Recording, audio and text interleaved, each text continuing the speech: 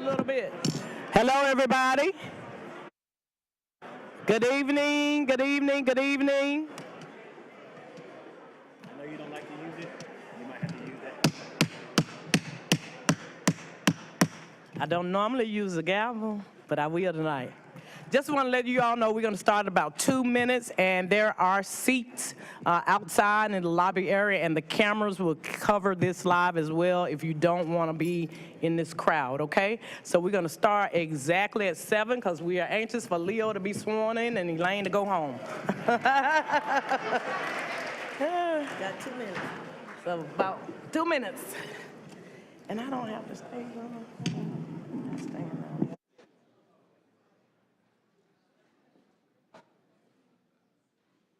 Mayor Shule, I think there's a seat up here in front for you.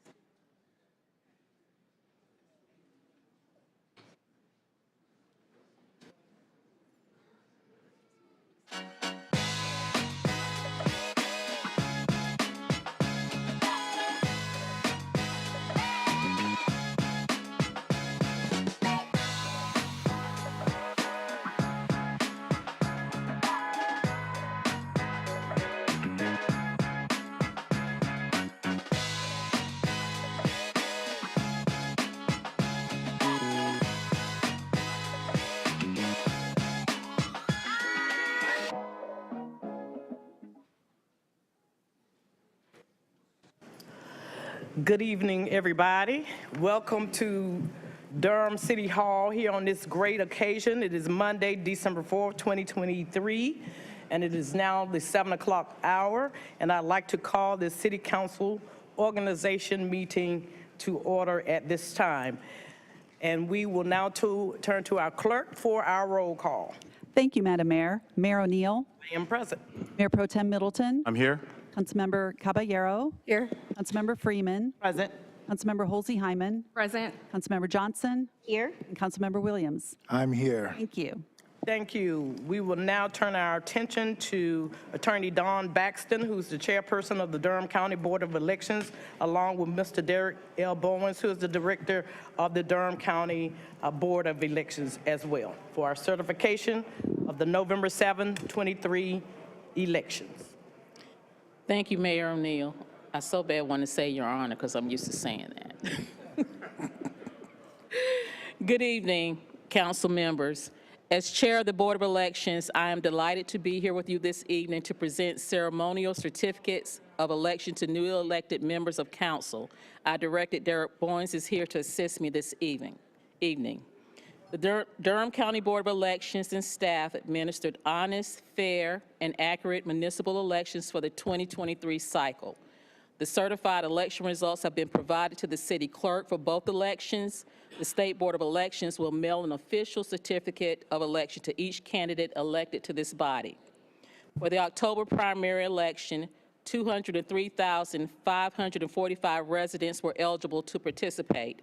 On October 10th, 2023, 23,958 residents voted, yielding an 11.77% voter participation rate.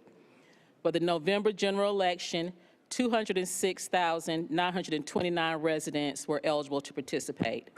On November 7th, 2023, 39,250 residents voted, yielding an 18.97% voter participation rate. While turnout was not as high as desired, we appreciate the resilience of Durham voters during this election cycle. The canvass results for November 7, 2023 election confirm Leonardo Williams as mayor, Nate Baker as council member at large, Javiera Caballero as council member at large, and Carl Rist as council member at large. The mayor has been elected to a 2-year term and other council members to 4-year terms. We are always appreciative of the diverse field of candidates that participate, which speaks to the vibrancy and inclusivity of our wonderful community. So thanks all of those that participated. As these results have been officially certified by the Board of Elections and upon authorization of the clerk pursuant to the agenda, we will now present ceremonial certificates of election for the 2023 Municipal General Election for City of Durham. Mr. Boyens, please distribute certificates as I call each member's name. For the mayoral contest, Leonardo Williams with 24,366 votes.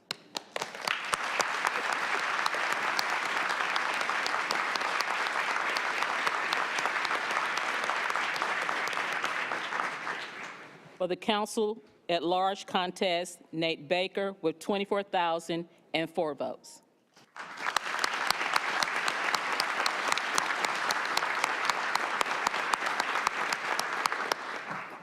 For council at large contest, Javiera Caballero with 23,380 votes.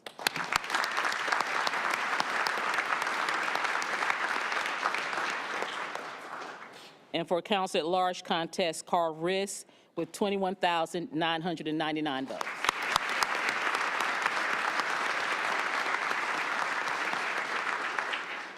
Thank you for your time this evening, and congratulations to the new members of council. Thank you, Attorney Braxton, and congratulations. Mayor Pro Tem, if you would join me, please. I think those are the plaques, actually, right there. Plaque. Yes, ma'am. Attorney Braxton, are you standing? Can you pass those plaques?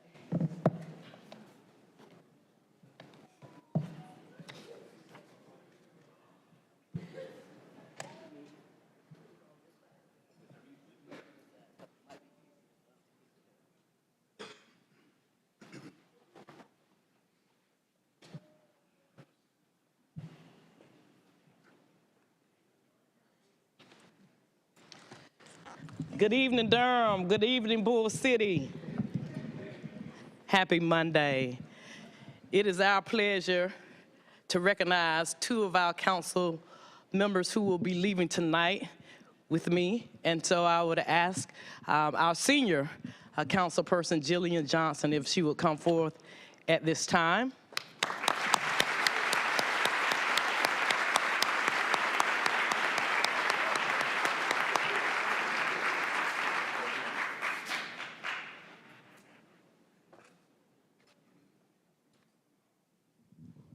Thank you, Your Honor. In the mayor's voice, it's my pleasure to read this recognition for the Honorable Jillian Johnson for her service. If she'll join me here. Oh, she's here.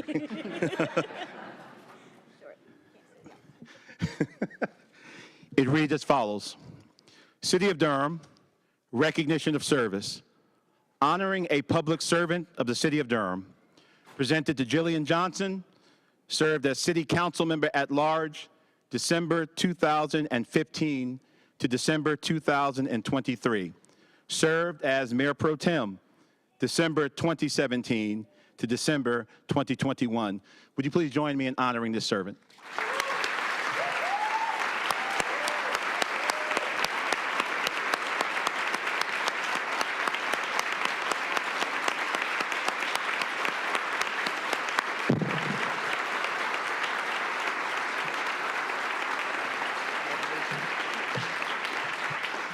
Dr. Monique Holsey-Hyman, if you would come forth.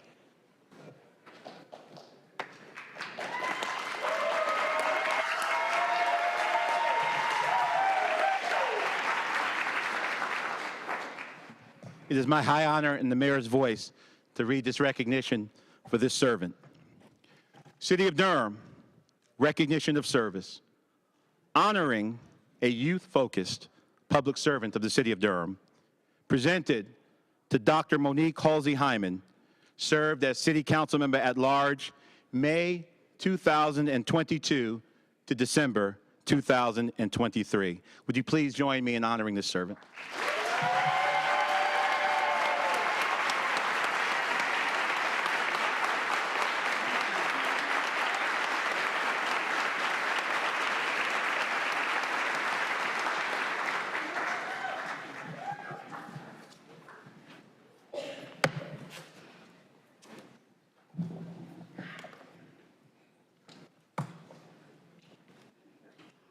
It is my distinct honor to present this plaque to my mayor for outstanding service honoring the city of Durham as the first female African-American mayor.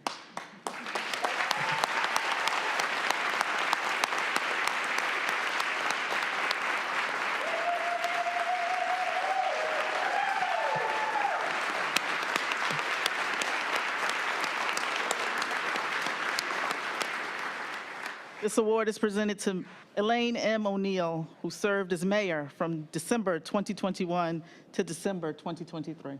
Thank you, baby. Thank you.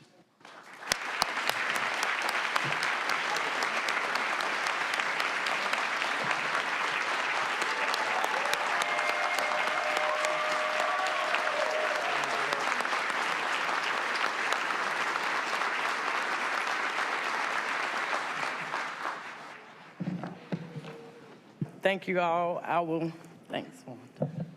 I will turn it over now to our senior council member, Jillian Johnson, for any remarks she may have, followed by council member Holsey-Hyman, and then I'll finish up and we will retire.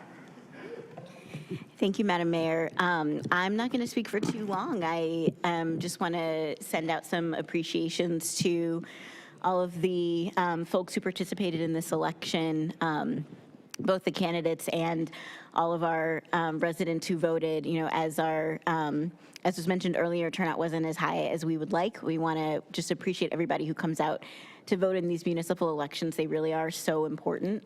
And we appreciate y'all all being involved in the civic life of our city. I want to thank all of my colleagues that I have had the honor of serving with, both currently and some of my former colleagues who I see here in the audience today, our Representative Renette Austin, our former Mayor Steve Schul, for their support and just being incredible colleagues for me for so long, for my 8 years on this council. I want to thank our staff. We set the agenda up here, but our staff are the people who really get the work done. And we are lucky to have an incredible staff here in the city of Durham, from our city manager all the way down. So I just want to appreciate every single one of them for the incredible work that they do for our residents. And of course, want to extend my congratulations to our newly elected mayor, Mayor-elect Williams, as well as our new council members, Carl Rist and Nate Baker, and of course, returning council member Javiera Caballero. I know that you're all going to do an amazing job. It's not easy, but we're up to the task, and Durham is an incredible place. I want to thank my family for their support over the last 8 years as well. I've watched my kids grow up as I've been here. My youngest was 18 months when I first ran for office. He's now almost 10. So it's been a while. It's been a long time, but it's been an honor to be here, to be in service of this community, and I look forward to seeing you all again in my capacity as a private citizen in the future. Thank you all so much.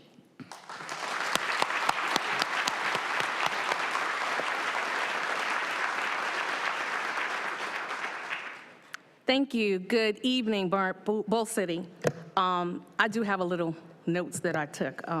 So first of all, I want to say thank God, who is the head of my life, who has carried me on this city council for the last 19 months.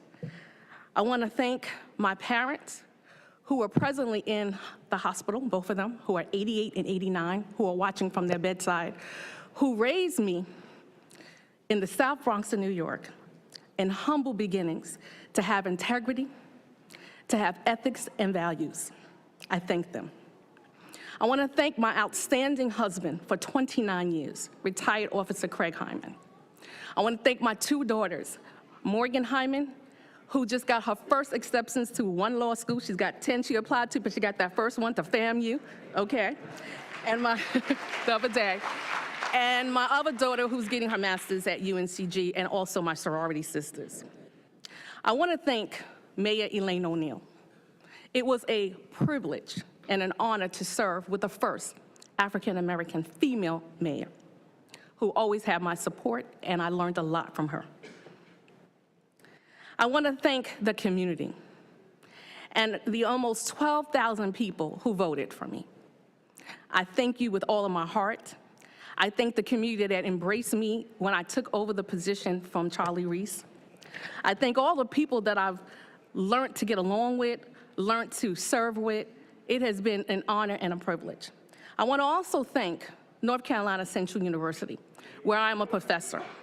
My provost is in the office. They allowed me to also be assistant professor in social work and also hold this office. I want to thank them from the bottom of my heart, my chancellor who's had my support, my provost, my chair, and my students. I want to thank them.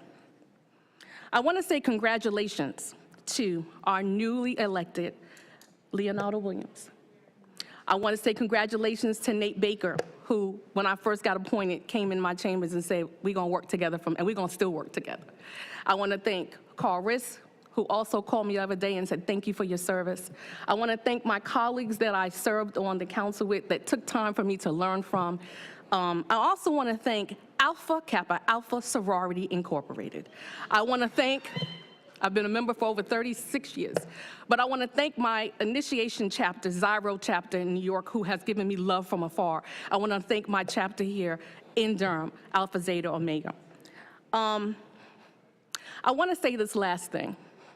It has not been easy, but I came in to serve with just a heart, and I love this plaque that says honoring a youth-focused public servant, because that's where my heart is. I'm sorry, I want to thank the Durham Committee of Affairs of Black People who also endorsed me.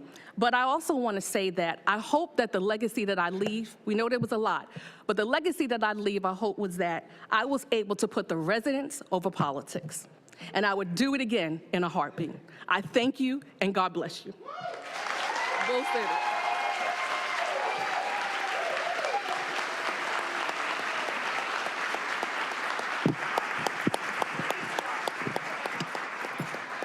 I don't have a long speech, a prepared speech. As a matter of fact, I was telling one to pass me your pen. I need to write something down. I just wanted to come from my heart tonight. You know, I thank God for what he has done in my life. I've figured all of my jobs by the time I was about 50-some that, you know, I've been on assignments. And I hope that I have fulfilled those assignments that he has given me to the best of my ability. I've just tried to get up every morning and put one foot in front of the other and do the best that I could. And so I honor him for allowing me to do that. I also thank God for my parents, Reuben and Polly O'Neill, who raised 5 kids in a very small house on the West End, and some of my siblings are here tonight with me. Our parents are deceased now, have transitioned to the great heavens above, but my family has been my all. And so my nieces, my nephews, my kids, they are all around. And then the love of my life, Mr. Mike Barnes, who I hope to wed. So I thank God for my church family, my minister here as well, and they have been so supportive of me. And I thank God for the council, my colleagues here tonight. We've had our times, but I know one thing, the people that you see sitting in front of you, they love this city. And so I thank them for the lessons that they've taught me, both now and going forth. And I also know that they're going to do an absolute great job, those who will remain. To the present council, you will do fine. You're well prepared. Leo, you're well prepared. You'll do fine, and I know that Durham is in good hands. I thank God for the 3 men that you see sitting in front of us who have been past mayors. They have, and along with Bill Bell, they still are working hard in the city of Durham, and I just hope that I can keep that going. They are true public servants, and they are still in the fight, helping to make Durham better. To NCCU, Double Eagle, they've always had my back. To Delta Sigma Theta sorority, they've always had my back. To the city employees, though, you are the ones who are the backbones, who make it happen every single day. So I thank you. And finally, to the residents of Durham, I appreciate being from a hometown that'll take a little girl from the West End of Durham, North Carolina, and raise her up to be a mayor. We are always Bull City strong. Have a good night.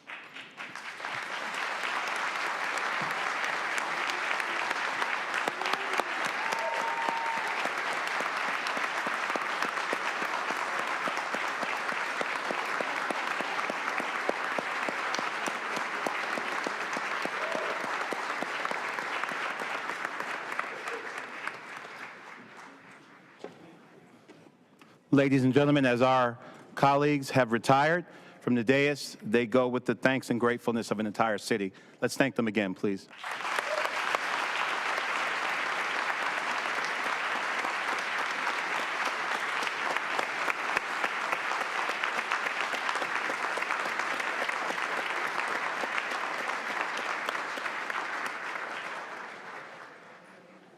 Her Honor, the mayor has left the dais. Madam Clerk, please be advised that I'm assuming the gavel for purposes of calling a 10-minute recess, that the nameplates may be switched.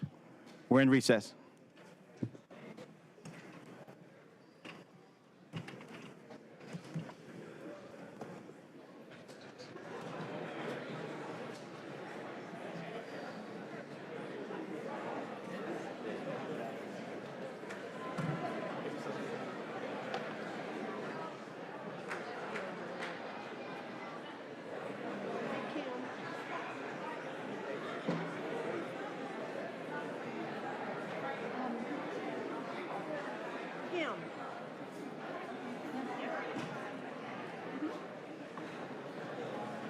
I got it.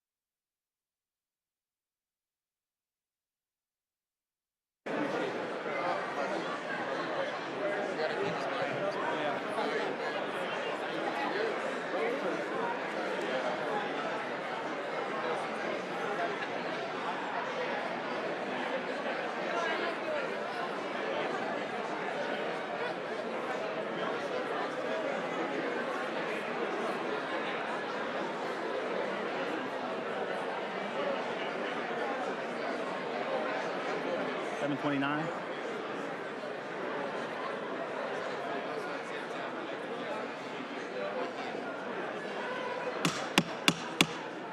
If the chamber would come to order, please. If the chamber would be in order.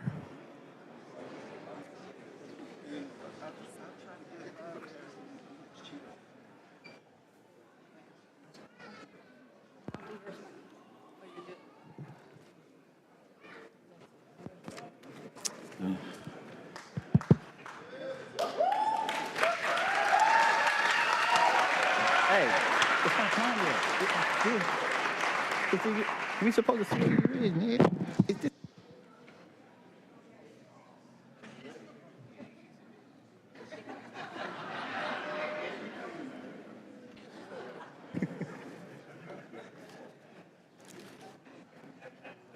Friends, thank you so much. Thank you so much. We come now to a simple and sacred moment in our democracy, and that is the peaceful and orderly transition of power, not at the end of a rifle, but at the end of a promise.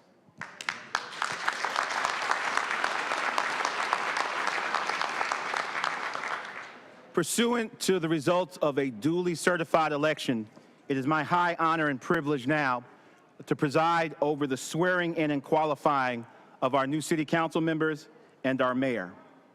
We will first start with the Honorable Nate Baker, council member-elect, and I'm going to ask if he would stand. Oh, there you are. Sir, are you ready to take the oath of office? With that, I'm going to invite City Clerk Diana Schreiber to come up and administer the oath of office to council member-elect Nate Baker, and we will invite any friends or guests or family that he'd like to stand with him in this moment.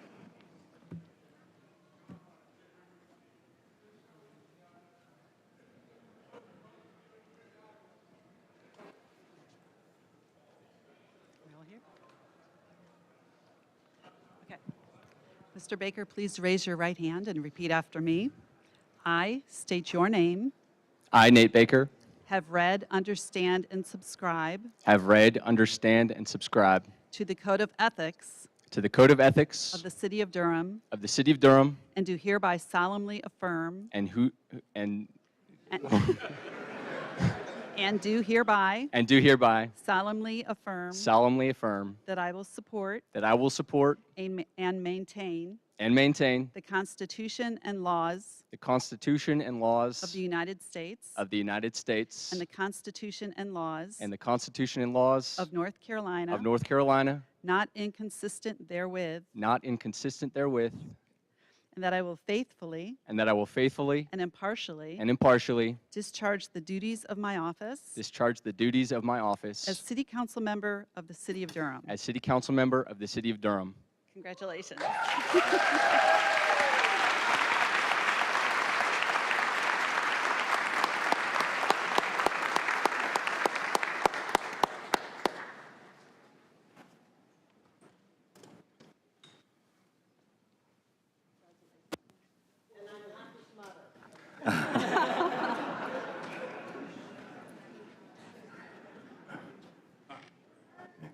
We'll invite you up in a minute. Thank you. And sign. Over here.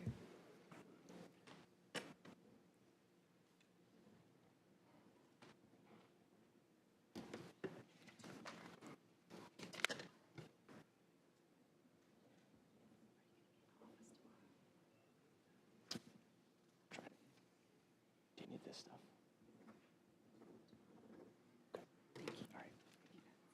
Thank you, Council Member Nate Baker, and we will be glad.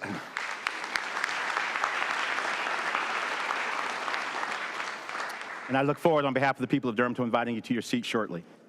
Next, pursuant to the results of a duly certified election, it is my honor to ask Council Member re-elect Javiera Caballero to please stand and come forward.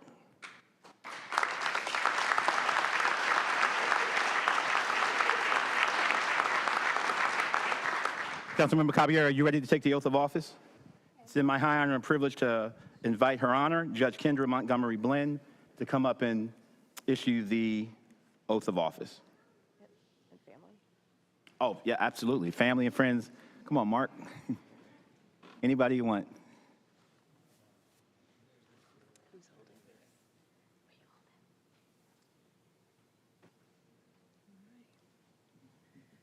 I have my point of privilege to say that I have known you since this child was a kindergartner, and you've always been working so hard for our school back then and now our city. It's a pleasure to be here. Place your left hand on the Bible and raise your right. And you can repeat after me. Thank you. All right. Do you want this one? No. You want to trade? No, we're Okay. good. Thank you. All right. I, Javiera Caballero, I, Javiera Caballero, have read, understand, and subscribe have read, understand, and subscribe to the Code of Ethics of the City of Durham, to the Code of Ethics of the City of Durham, and do hereby solemnly swear and do hereby solemnly swear that I will support and maintain the Constitution that I will support and maintain the Constitution and the laws of the United States and the laws of the United States and the Constitution and laws of North Carolina, and the laws and constitutions of North Carolina, not inconsistent therewith, not inconsistent therewith, and that I will faithfully and impartially discharge the duties of my position, and that I will faithfully and impartially discharge the duties of my position impartially discharge the duties of my position as City Council member of the City of Durham. as City Council member of the City of Durham. So help me God. So help me God.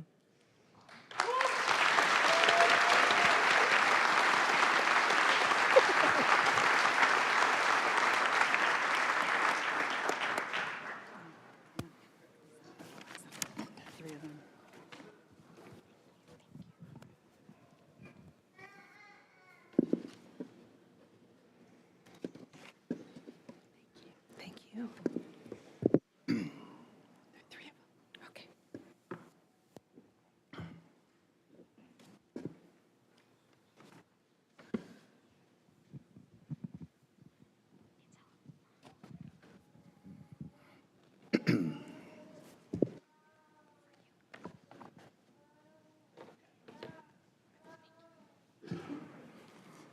Congratulations, Councilmember Javiera Caballero.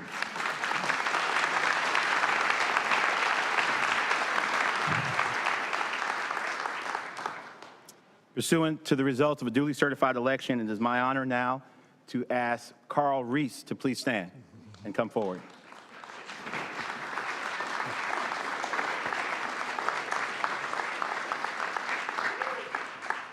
Sir, are you ready to take the oath of office? Yes, sir.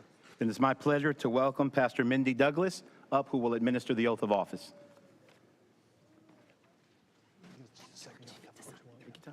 And we invite any family, friends, or guests that you would like to stand with you at this moment. Thanks for coming up.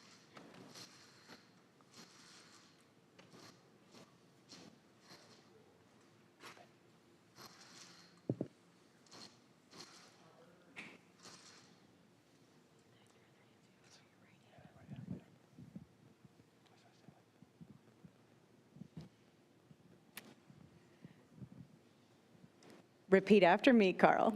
Yes, ma'am. I, state your name, I, Carl Rist, have read, understand, and subscribe to have read, understand, and subscribe to the Code of Ethics the Code of Ethics of the City of Durham, of the City of Durham, and do hereby solemnly swear and do hereby solemnly swear that I will support and maintain that I will support and maintain the Constitution and the laws of the United States the Constitution and the laws of the United States and the Constitution and the laws of North Carolina, and the Constitution and the laws of North Carolina, not inconsistent therewith, not inconsistent therewith, and that I will faithfully and that I will faithfully and impartially discharge and impartially discharge the duties of my position the duties of my position as City Council member of the City of Durham. as City Council member of the City of Durham. So help me God. So help me God.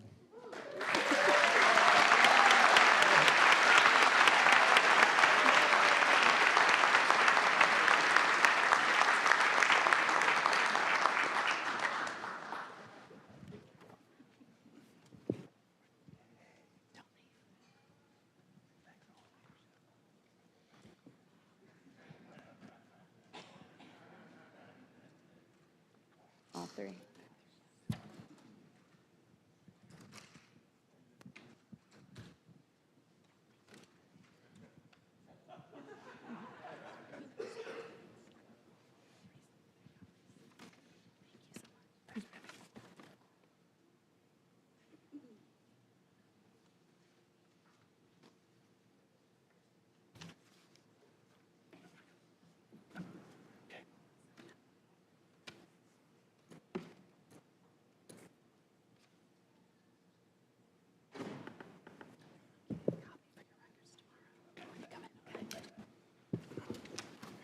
Congratulations, Councilmember Carl Rist.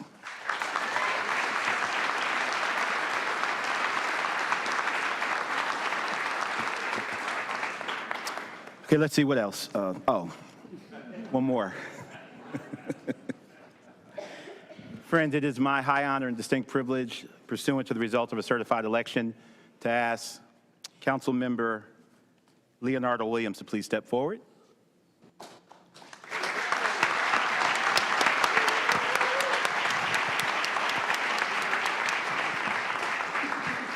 Sir, are you ready to take the oath of office? I am. And it is my pleasure and honor to invite up North Carolina Supreme Court Associate Justice, the Honorable Anita Earls, to administer the oath of office for Mayor of the City of Durham. And I invite any family members, friends, and guests, you're already coming, to come and stand wherever his honor designates. Right. If you would, well, first let me thank you for the honor of being able to swear you in. Would you please place your left hand on the Bible and raise your right hand and repeat after me? I'd like the mayors to come up. Sure. You would. Mayors.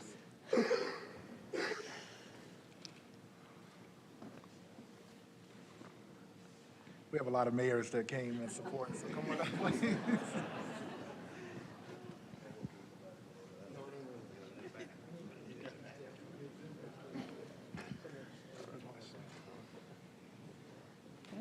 Are you ready?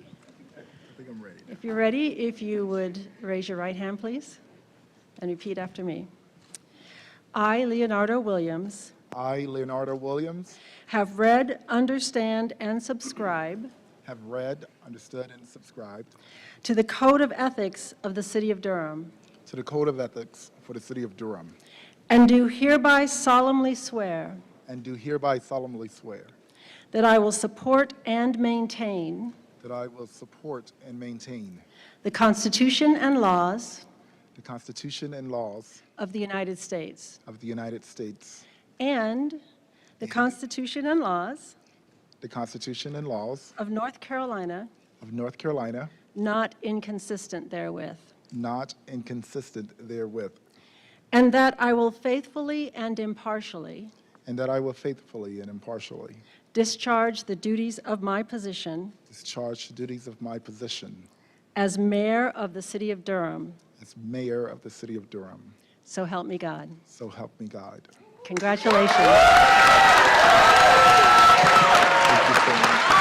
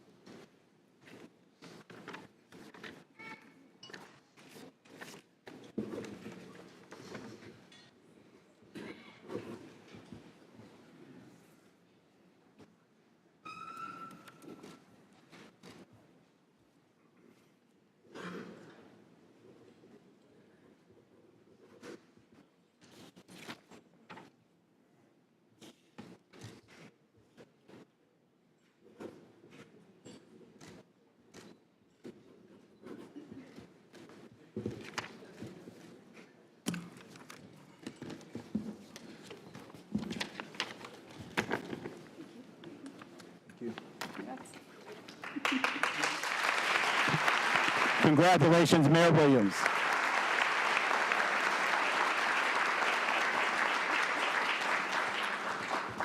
Ladies and gentlemen, at this time, it is my responsibility and high honor to invite to the dais and to their seats the Honorable Nate Baker and the Honorable Carl Rist.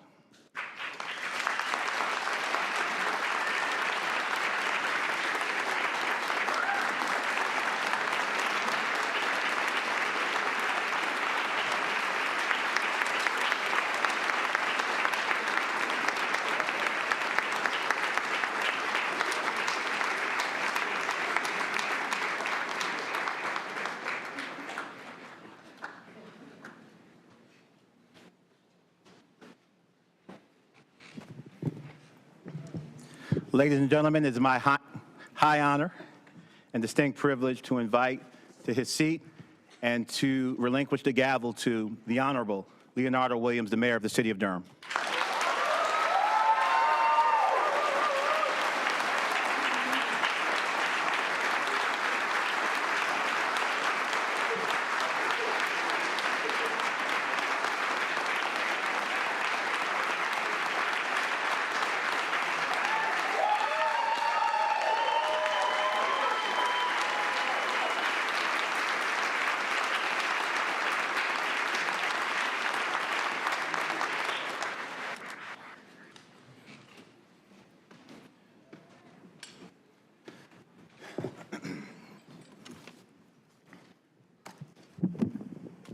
Do I talk now?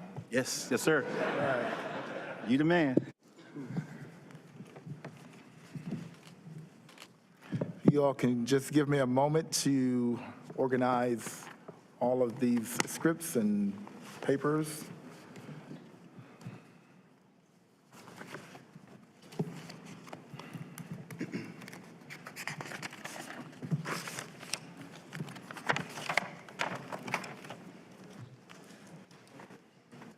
This is on right here, right? And where are we? Well, well.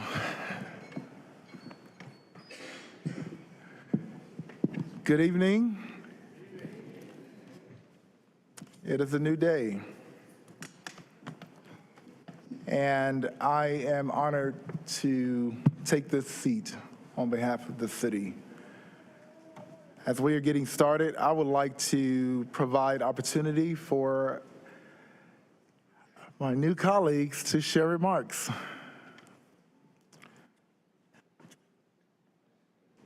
And I'll start with Councilmember Baker. Thank you all for showing up and being here, and all of us being together. This is a new day for Durham. We do have the opportunity to provide a new direction. We face challenges. That also means we have opportunities.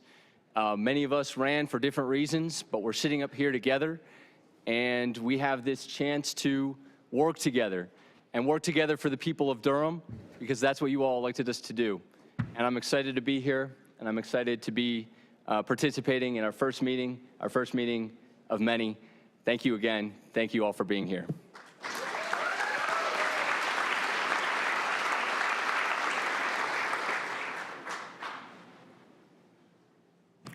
Councilmember Rist. Thank you. It looks like green light on, right? That's how we would have. Green light is hot. Yeah, wow. I apologize. I had to prepare some remarks. This is there's so much going on here, such an overwhelming moment. I've got a few prepared remarks just to share with folks. So, Mr. Mayor, Mr. Mayor Pro Tem, council members, city staff, folks in the audience, both here in person or online, and of course, our 3 former mayors here. Thank you so much for being here. It is indeed an immense honor and privilege to have been chosen by the citizens of Durham to serve in the city council. I mean, more times than I can count, I've been here with you all in the chambers at meetings, seeing you conduct the people's business. And I know it's an awesome responsibility that I'm honored to take on. So first and foremost, I want to thank the citizens of Durham, the more than 20,000 people who showed their confidence in me and cast their votes for me. That's an honor for which I'm deeply grateful and I don't take for granted. And in return, I pledge to devote myself, mind, body, and spirit to the work of leading the city along with the mayor and my city council colleagues. In doing this work, I pledge to listen deeply, to be accessible to my colleagues, to city staff, and all the citizens of Durham, and to bring energy, my time, and solid judgment to all the issues before us in Durham. Second, I want to thank a number of special guests who are here with me, without whom I wouldn't be here at this moment. And that starts with my mother, Carol. Can you raise your hand, Mom? I'm gonna embarrass you. So she was my original role model for public service, and still stands as an amazing model. Mom is the one that taught me door knocking, organizing, issue advocacy, and even political campaign work. She's my first role model. She was a diehard volunteer with the League of Women Voters back home in Fort Lauderdale. And Mom, I can't thank you enough for being a role model then and now. And I hope that in some small way, that my being here overcomes that close election you lost in Fort Lauderdale back in the 70s. So hope we've overcome that. I've also got many, many friends here with me from First Presbyterian Church, including Reverend Minnie Douglas, you saw up here administering the oath, but also Pastor Emeritus Joe Harvard and his wife Carlisle. First Pres has been my moral compass here in Durham ever since Lisa and I joined back in 1989 when we moved to Durham. I have grown so much as a member of First Pres and was challenged to play a leadership role. Joe, you know this, been challenged to play leadership roles in ways I never thought possible. So thanks for your confidence in me, and thanks for wrapping around me this amazing community that's been there for us in every moment of our lives. Oops.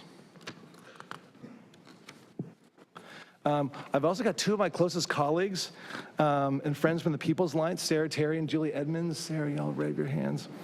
PA has been my political home for as long as I've been in Durham, and it's where I cut my teeth on progressive politics. Of course, now I'm representing all of Durham, not just the PA members.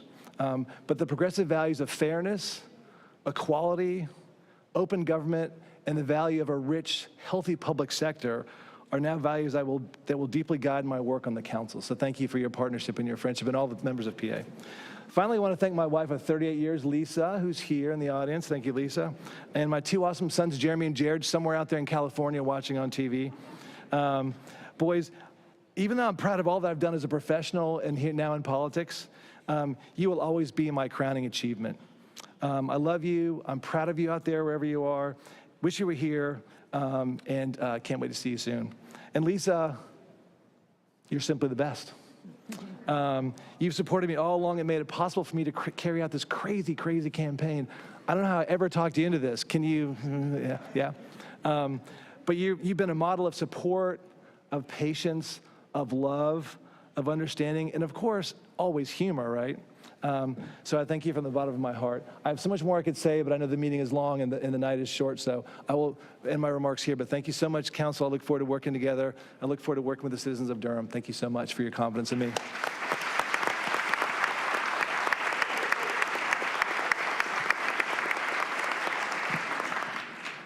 Thank you, Councilmember Rist. Councilmember Caballero. Thank you, Mayor Williams. First of all, just thank you, everyone who's in the audience and for coming out. This is a packed house. The People's House is always a wonderful place to be. So I hope you all come back to watch your business get done. First of all, that was my third swearing in. I was originally appointed to former Mayor Steve Schul's council seat in 2018 and then elected in 2019 and re-elected in 2023. Thank you to the voters who voted for me and everyone who supported me. My lovely children and my husband who are here, when I was originally appointed in 2018, my youngest was 9, my middle was 10, and my oldest had just turned 12. I turned 40 the day after I was appointed to the Durham City Council. It was a momentous birthday, obviously. I will turn 46 this coming January. So I have been serving the community and serving the city for 6 years, and I signed up to do another 4 years. And I did it because I believe in us, and I will always believe in us. I've lived in many cities in this country. I've lived in another country. I'm a naturalized citizen from Chile, and I will always bet on Durham. And the reason I bet on Durham is because people show up, it's because people care, and it's because we get to work to help solve our problems together. And that spirit is not what you find in many communities. So I'll continue to bet on us, and I will continue to serve y'all. And I want to thank the glorious staff that we have, because we are truly blessed in this city to have some of the best workers we could ever find.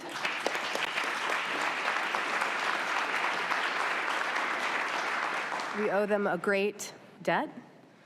And finally, I also want to thank my family who's watching. In 2019, when I was sworn in, it was pre-pandemic. There were no hybrid meetings. And so my mom and my dad are watching.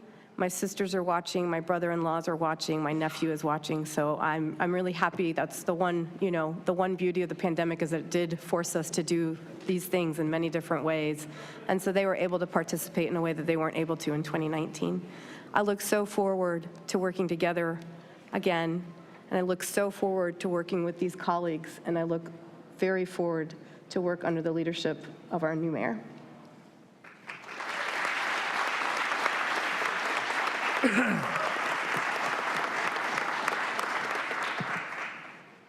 Thank you.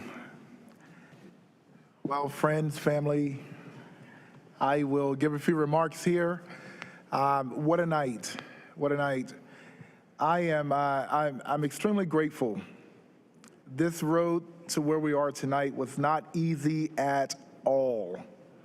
It was physically taxing, it was psychologically taxing, it was emotionally taxing, but yet, here we are. And we're here because when Durham shows up, everybody gives just a little bit to help the next person. And sometimes I was selfish, thinking about myself and wanting to take the easy road out. But then I would just close my eyes and remember that I am representing the strength of over 300,000 people. And that is what defines the Bull City. I want to bring us back home to this flag. But before I get there, I want to thank my family who's come from all over. Mom, Dad in Zimbabwe, and family, thank you for waking up at 2 a.m. and watching. I know that you are all alive because I'm getting your messages right now. That's why I keep silencing my watch. And to our family in the UK, thank you all for waking up at 1 a.m. to watch this tonight. And my family who've come from all over the state.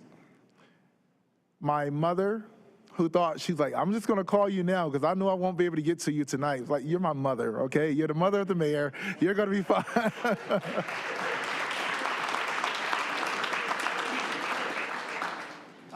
You know, my uncle, auntie, who's come all the way from Elizabeth City, just everybody. Thank you all so much. My father and my uncles who surprised me from Philadelphia. Thank you all. It means the world to me, really, because you all remember nada from running around barefooted in the country.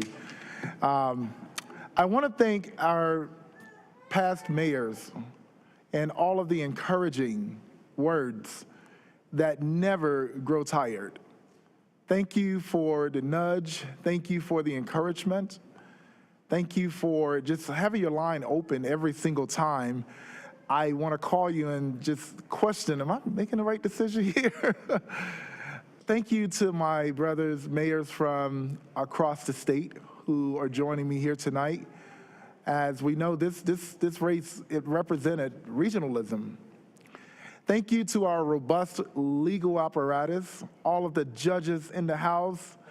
Thank you. I see you, Judge Mitchell, our DA, Reinhardt, Billings, and thank you, Supreme Court Justice Anita Earls. Thank you for your friendship. Thank you for your advisement. Thank you, my sister, Nashonda Cook, representing the Governor's Commission tonight on Education. Thank you to Representative Austin, former Ward 3 council member. Thank you to my close friend. And yeah, we fought it out, but listen, this is my guy, former Ward 3 council member and now Senator Mike Woodard.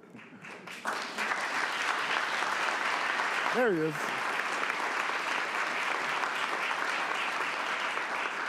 A lot of y'all didn't know when we were in the race, we talked a lot. It was like, look, we're gonna be civil and we're gonna have a really good time and we're gonna get down into policy. So it was a weird sensation watching us walk the parade together and talk policy and have a good time together. Folks, aren't y'all ready against each other? Like, this is Durham politics. This is how we do it. Thank you, former council member Joe Harvard and his beautiful wife. Thank you to my illustrious, no, wait a minute, before I get to you all. I was not expecting to see this special person here tonight because she's so busy. But thank you, Congresswoman Valerie Fouché.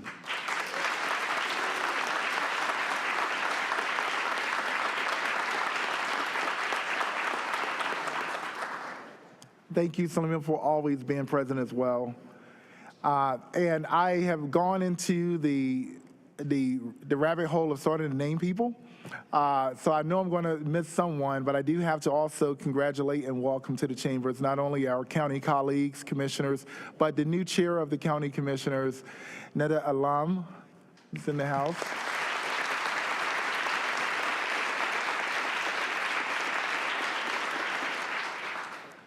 I did not get here alone. I had a very, very, very tight team who just always lift me up.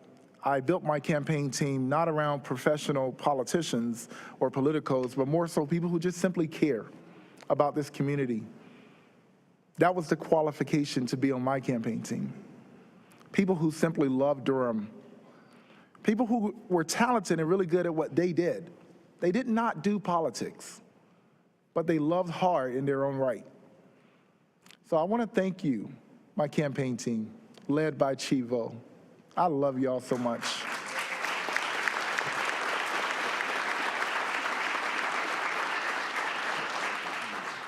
I want to thank all of the organizations who helped bring this community together.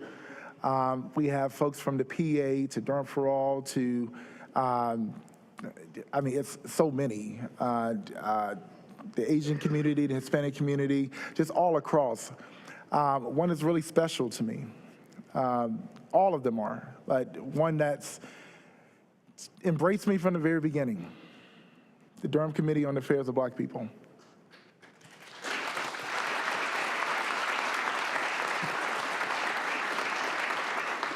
I appreciate you, and I appreciate the People's Alliance. These are organizations that get a lot of criticism because they have the word PAC, or the letters PAC. But these are folks that are volunteering for the good of this people work, and I appreciate that sacrifice. So as I get ready to bring this thing to a close, today is December 4th. Today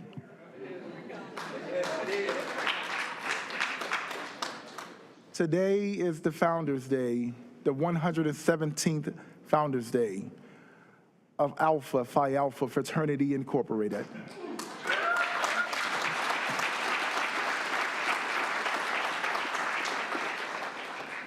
How timely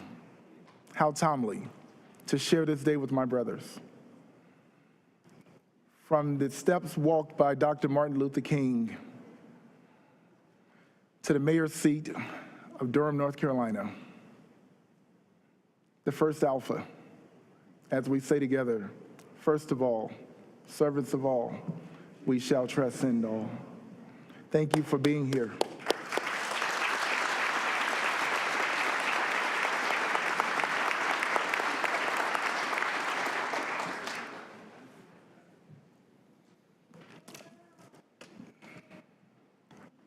My son is not here tonight because he's doing homework. But I know he's watching. Isaiah, I love you. And he felt really bad that he couldn't be here tonight. And that brings me to the strength, the heartbeat,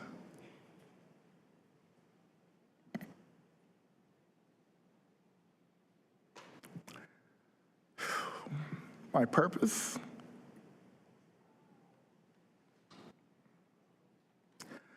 my support,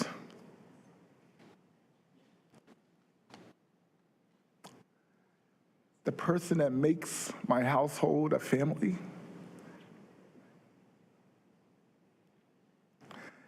my everything.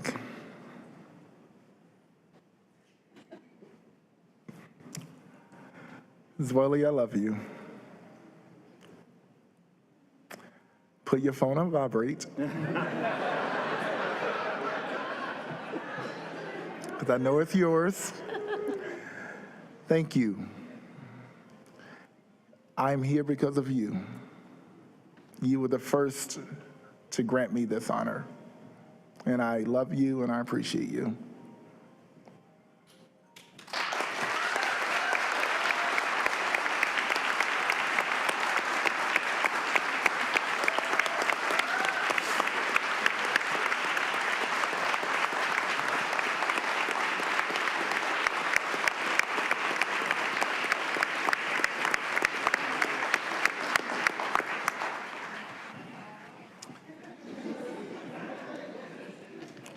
So I'm going to get this meeting moving on, but I just wanted to bring us back home. I did have to take a moment to show gratitude, and I just, I know I miss people. I love you all. There's nothing you can do about it. But as I bring this to a close, I'm excited to work with my colleagues. And Javiera is a bully.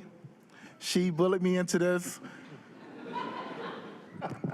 and I'm grateful. But here we are. I've enjoyed working with my colleagues. Thank you all so much. And I want to close us out with this charge. Let us remember what this flag stands for. We don't talk about it often, but I want to talk about it just briefly. This flag, this is the official flag of Durham, and it's been the official flag since 1989. The design was created by Al Nichols, artist, as a part of a contest held by the city of Durham. And what makes it so remarkable is the meaning behind each of its 4 colors and 7 stars. To represent the new spirits of Durham, royal blue was chosen to signify courage, red for action and progress, gold for high quality and all growth, and white to indicate high ideals. Furthermore, the 7 stars stand for the arts, commerce and industry, education, medicine, human relations, sports and recreation, and Durham's rich heritage. These 7 stars come from Durham's birthday, April 26th, that aligns with the Taurus zodiac sign. So to my colleagues, I say, the road to success is often bumpy, filled with barriers, roadblocks, potholes, detours, and more. However, we are the individuals equipped with the necessary tools, resources, vision, and action to lead this city into writing her new story.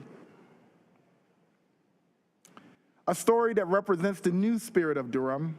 It exemplifies our courage, an actionable and progressive city, growing with quality in mind first, then quantity, where we appreciate and acknowledge the arts as public policy, where we are rich with shared prosperity, where education is our moral compass, where medicine is viewed in its most innovative state, where we uplift humanity, and where our heritage is an honor to bestow. I pledge this charge to you, my colleagues, and I ask that we accept this charge together to the city of Durham and our people. We have work to do. But I say to Durham, we won't do it alone. We are officially writing her new story together because we are greater together. And I say that to say, let's get to work.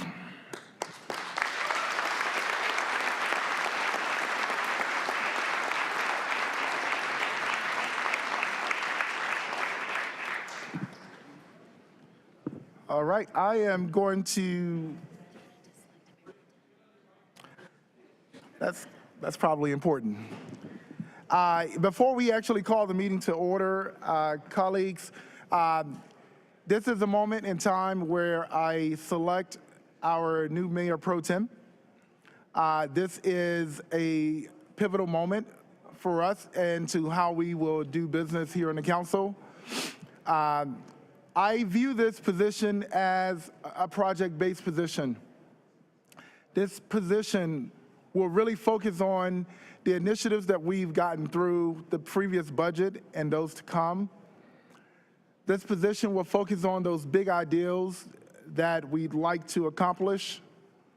But then there's another priority, our policy.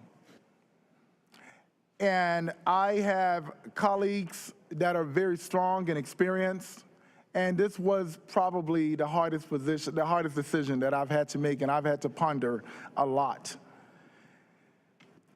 However, when I look at our city's most pressing issues, and I think about what's personal to me, and I think about how we're going to get this done, how are we going to address what you see when you turn on the news. And I think about the needs of this council as well. There will be lots of committees, commissions, and boards that have to be filled, but some of them will shape the way we function as a council. And I'm looking forward to my colleagues taking on those responsibilities. At this time, at the choice of the mayor, I will maintain the selection of Mayor Pro Tem Middleton as my Mayor Pro Tem.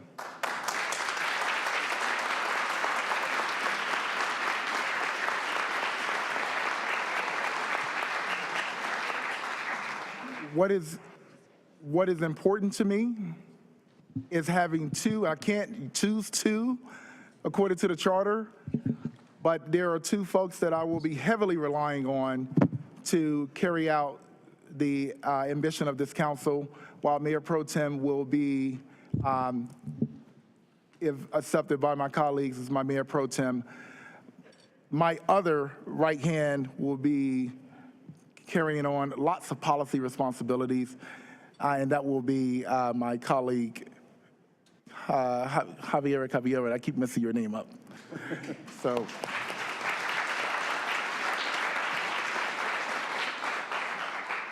With that, I would, did I call the motion? Yeah. All right, I will now entertain a motion to accept Mark Anthony Middleton to be our Mayor Pro Tem. I am asking for a motion. So turn that on. So moved. I have a motion. Would there be a second? Second. Thank you. It's been moved and properly seconded. And we will acknowledge by hand vote. All in favor? All opposed? Thank you all so much. Thank you. The motion passes 6-1. 5-1.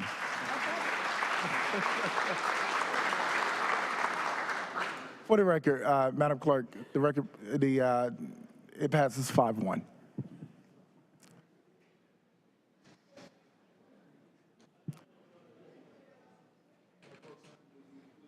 Mayor Pro Tem, will you please address the clerk to sign your document? Thank you, Your Honor.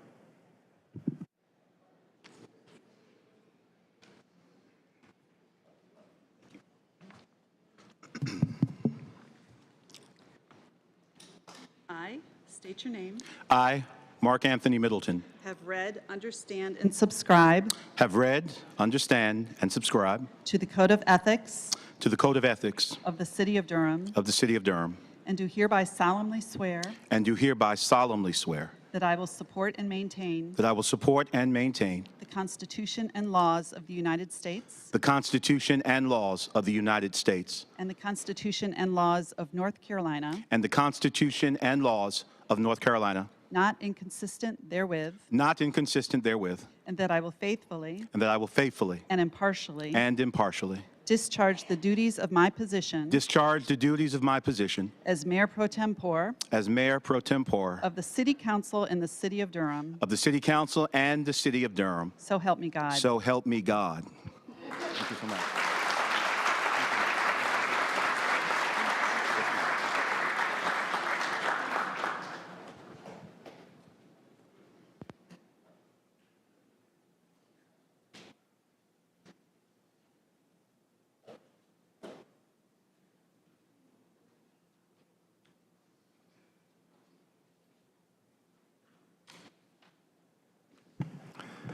All right, and at this time, thank you, colleagues. At this time, we will officially call this meeting to order. Do not foresee it being a long meeting tonight, but we will go ahead and call the meeting to order. And we start out with a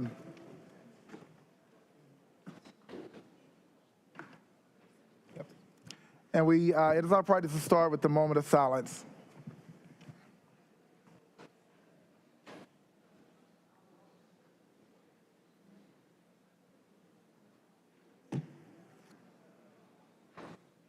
Thank you.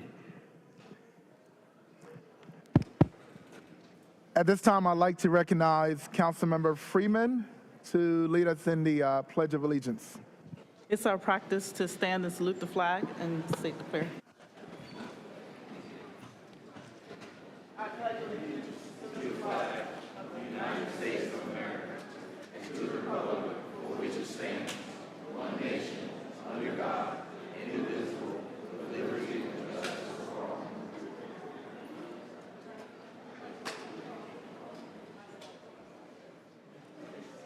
Thank you, Councilmember Freeman. Ladies and gentlemen, as you are leaving the chambers, if you would just do me a favor, keep it down and just migrate out quietly, we'll keep the meeting going. Thank you so much. All right, Madam Clerk, if you will, please call the roll.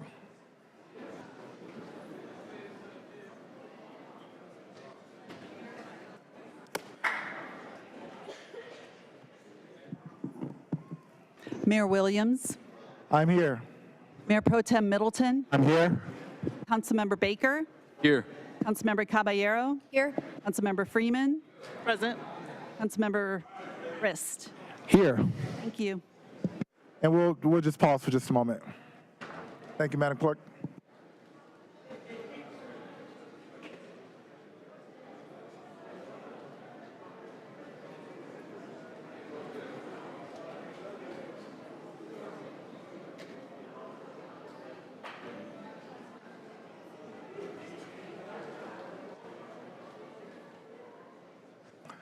All right, we'll go ahead and continue on.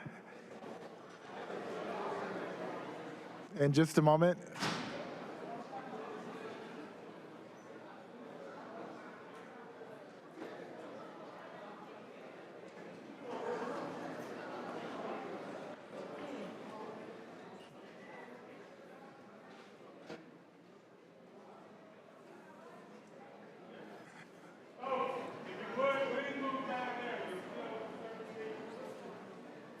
All right, thank you so much. We'll go ahead and continue the meeting.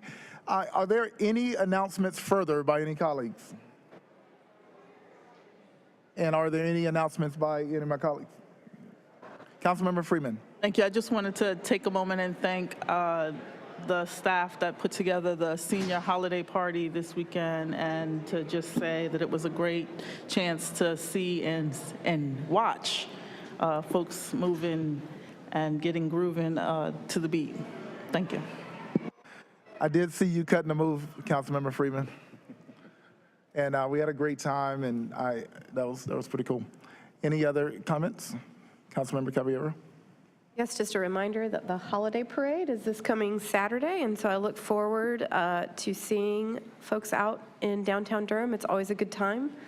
That's all. Thank you. Are there any other comments?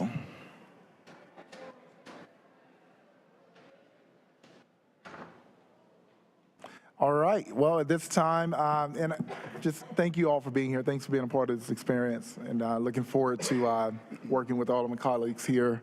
We have our work cut out for us, but we are the team to do it. And I'll see you all at the holiday parade. I will now call on our manager for any priority items. City Manager Matt, Wanda Page. Good evening, Mr. Mayor, Mr. Mayor Pro Tem, and members of the Durham City Council.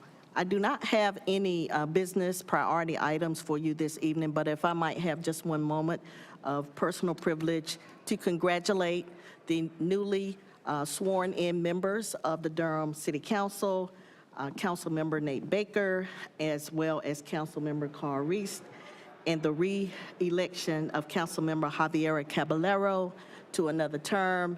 I would also like to congratulate you, Mr. Mayor Leo Williams, and I look forward to being a part of Durham's story for such a time as this. Thank you so much. I will turn to our city attorney for any priority items. Good evening, Mayor Williams, Mayor Pro Tem Middleton. It is nice to meet you, Councilmember Baker, Councilmember Rist, and of course, it's wonderful to see you again, Councilwoman Caballero, Councilwoman Freeman. I won't reiterate the manager's comments, but please accept the city attorney as a ditto on all of that. I'm very much looking forward to working with this council. Thank you. It's good to be here. No priority items. Thank you so much, Madam Attorney. Madam Clerk? Thank you, Mr. Mayor. And I will ditto the ditto. Congratulations and welcome to our new members, and welcome back to Councilmember Caballero. I do have a priority item. Item number 1, the Participatory Budgeting Steering Committee item appointment has been referred back to the City Clerk's office and is no longer on the agenda. Thank you. Thank you very much. Mr. Mayor, I just wanted to make sure, was it going to be re-advertised? Yes, it'll be re-advertised. Got to get used to this order.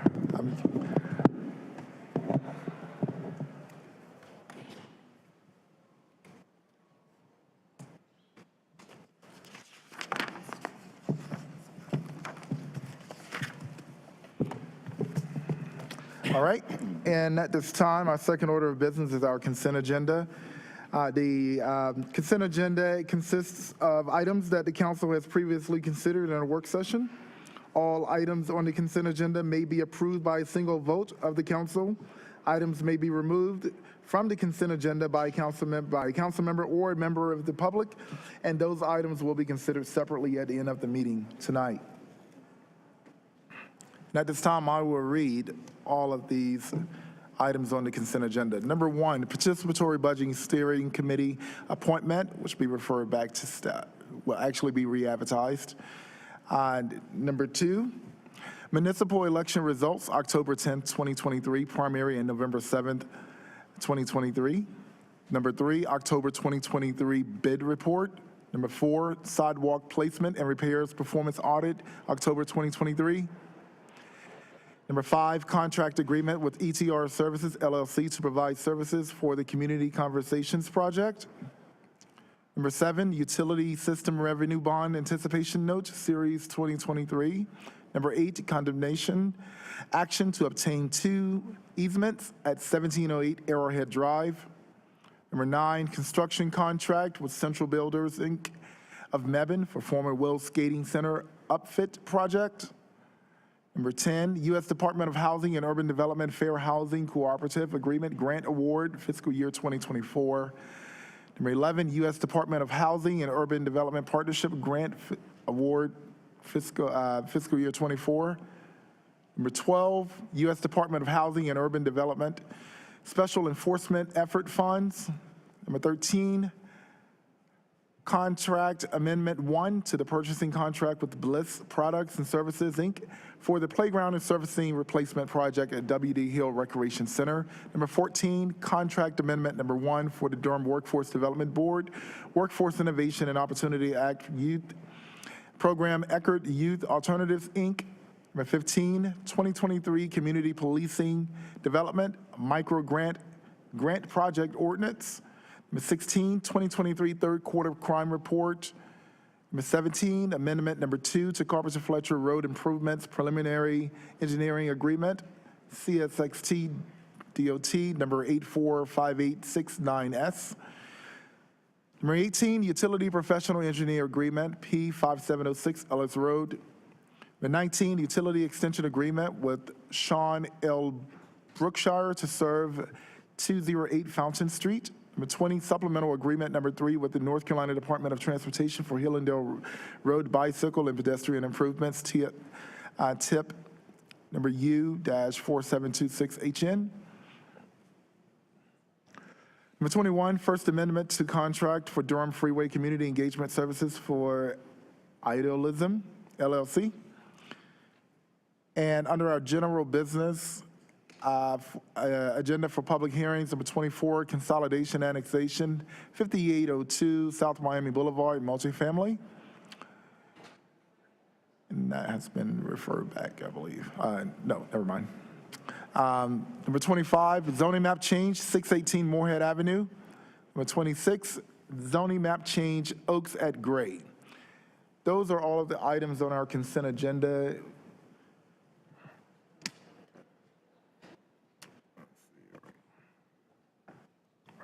And at this time, I will entertain a motion to approve the consent agenda with the exception of items number that was pulled, but no items were actually pulled. No, number 1 was referred back to staff to be re-advertised. So moved.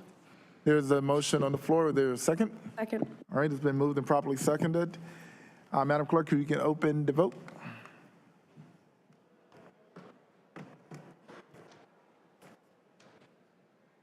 Madam Clerk, you can close the vote. The motion passes unanimously, 6-0. All right, thank you so much. Thank you, Madam Clerk. The ayes have it, and the consent agenda is approved unanimously. Excuse me. All right.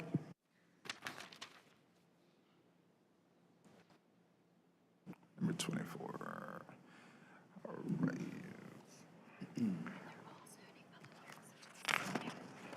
Okay. Here we go. Good deal.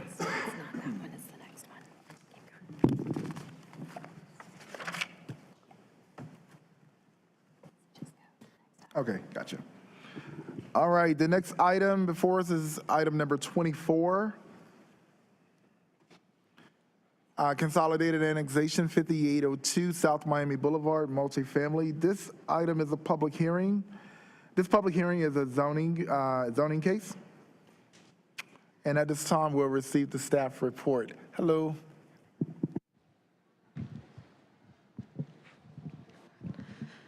Mayor Williams, Mayor Pro Tem Middleton, and honorable council members, good evening. I'm Brooke Roper with the Planning Department, and I'm happy to be here with you tonight. Before I begin, staff would like to state for the record that all Planning Department hearing items have been advertised and noticed in accordance with state and local law, and affidavits of all notices are on file in the Planning Department. A request for utility extension agreement, voluntary annexation, and initial zoning map change has been received from Jamie Schwadler of Parker Poe for 3 parcels of land totaling approximately 11 acres and located at 5780, 5802, and 5904 South Miami Boulevard. This annexation petition is for a contiguous expansion of the primary corporate limits. The applicant intends to annex into the City of Durham limits to connect to city water and sewer. The current zoning is commercial general with a development plan and residential suburban 20. The applicant proposes to change this designation to planned development residential 47.470. The applicant is proposing to rezone the properties to allow up to 540 multifamily apartment units. The properties are currently designated mixed residential neighborhood on the future place type map. The proposed PDR 47.470 zoning is consistent with the designated future place type. This request received a recommendation of approval from Planning Commission on September 12th, 2023 by a vote of 6-3. Thank you. Staff and the applicant are available for any questions. Thank you so much. You've heard the report from staff, and I'm now going to declare this public hearing open. First, are there any questions for staff from members of the council? Councilmember Freeman. Thank you. I just had a quick question regarding the information you gather for the reports. And one section, I was trying to pull it back up, but essentially the block groups that you're talking about, is it possible to capture the actual demographics of it? So whether by age or race? Yes, the block group data does have demographic information tied to it, so staff can look into daylighting that in the reports. And the reason I pointed out, just noting that this area, and specifically with this number of units in that area, just making sure that if it's going to shift, I would like to just have that up front. So thank you. Thank you, Councilmember Freeman. Are there any other questions for staff?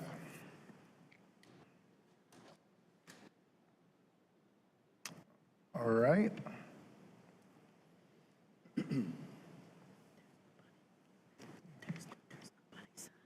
Okay, yeah.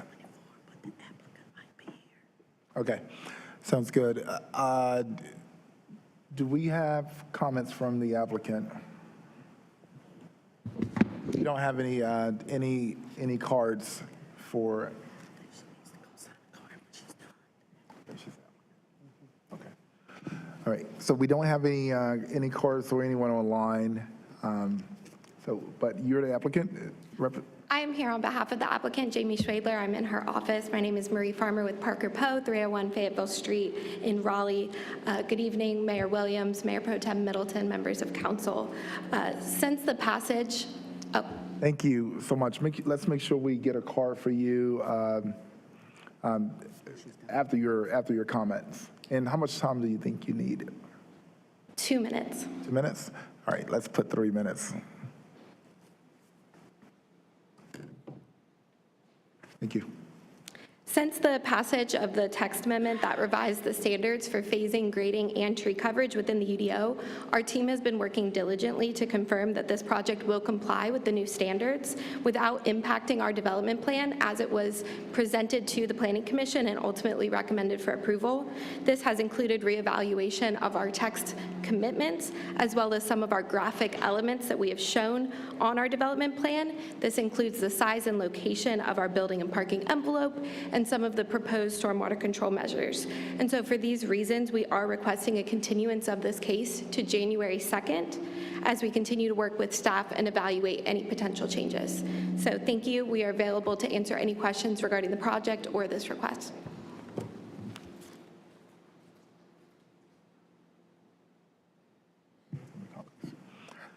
All right, colleagues, there's been a request to continue by the applicant. All right, is everyone in consent with that? Okay. So we will approve that continuance to January 2nd. Staff, is that solid? All right, we have a thumbs up from the staff. And we will keep the public hearing open at this time until we see you before us again. All right. All right, the next item, next public hearing we have is number 25. This is a public hearing zoning case. And at this time, we will receive the staff report. And this is for number 25 on our agenda, zoning map change 618 Morehead Avenue. Thank you, Mayor Williams, Mayor Pro Tem, and honorable council members. Brooke Roper with the Planning Department. A request for a zoning map change has been received from Jan Jewell of Thomas and Hutton for one parcel of land totaling approximately 3 acres and located at 618 Morehead Avenue. The current zoning is office and institutional with a development plan. The applicant proposes to change this designation to commercial general with a graphic development plan.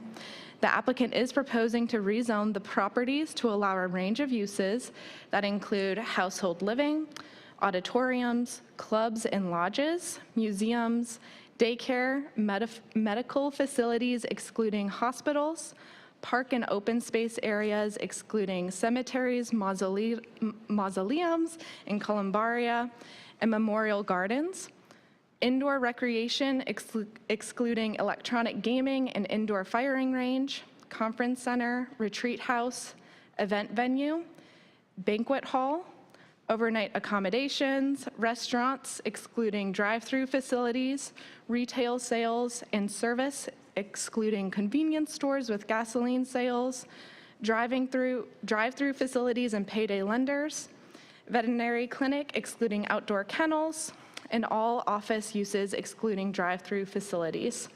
Their properties are currently designated neighborhood service on the place type map.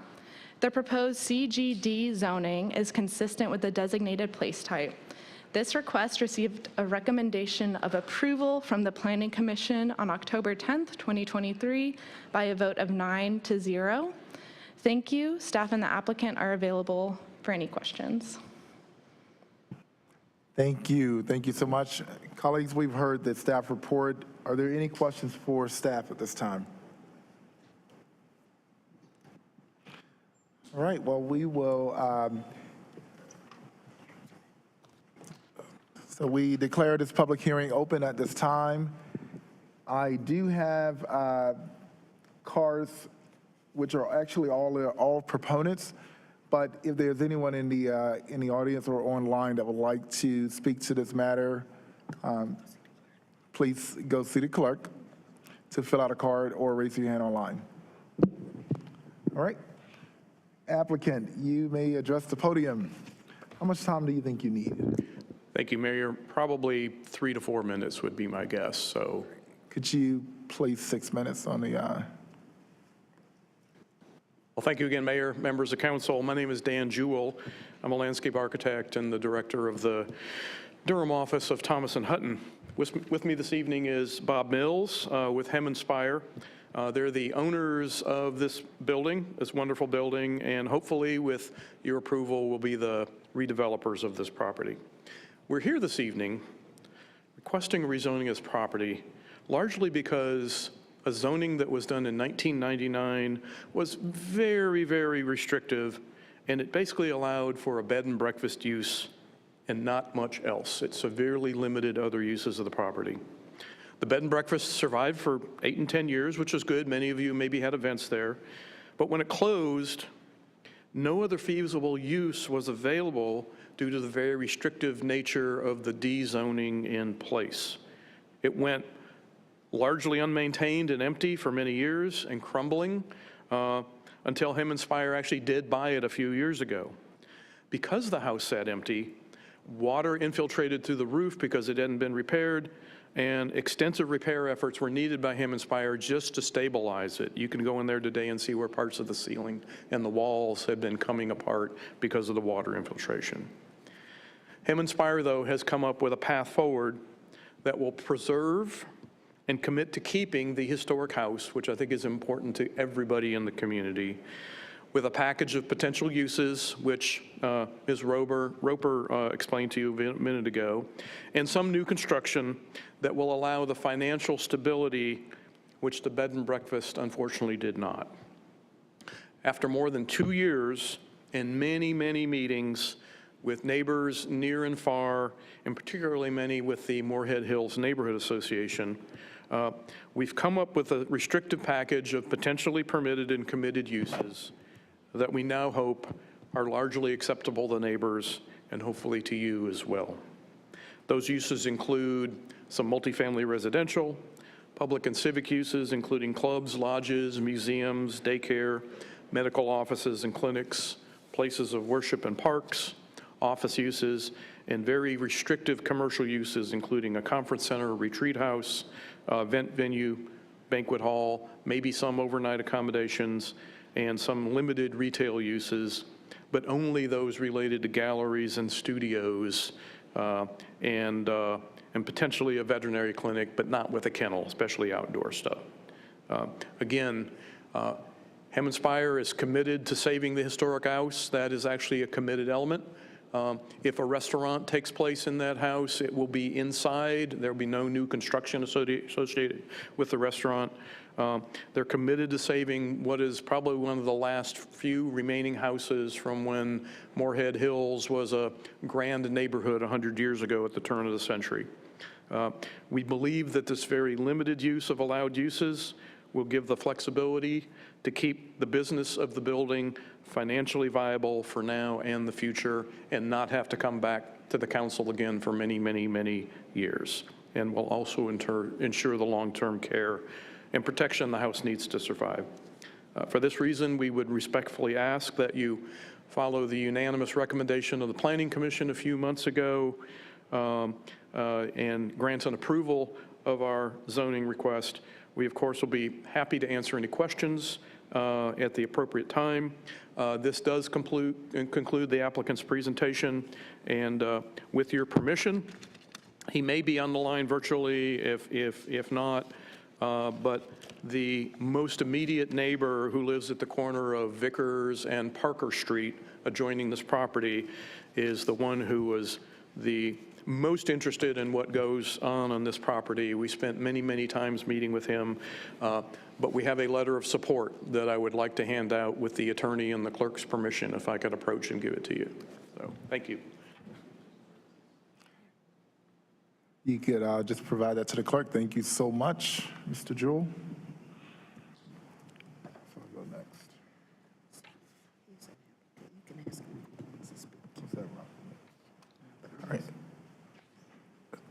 Right, and while we're receiving this, the next card I have is Robert Mills. Do you prefer to speak?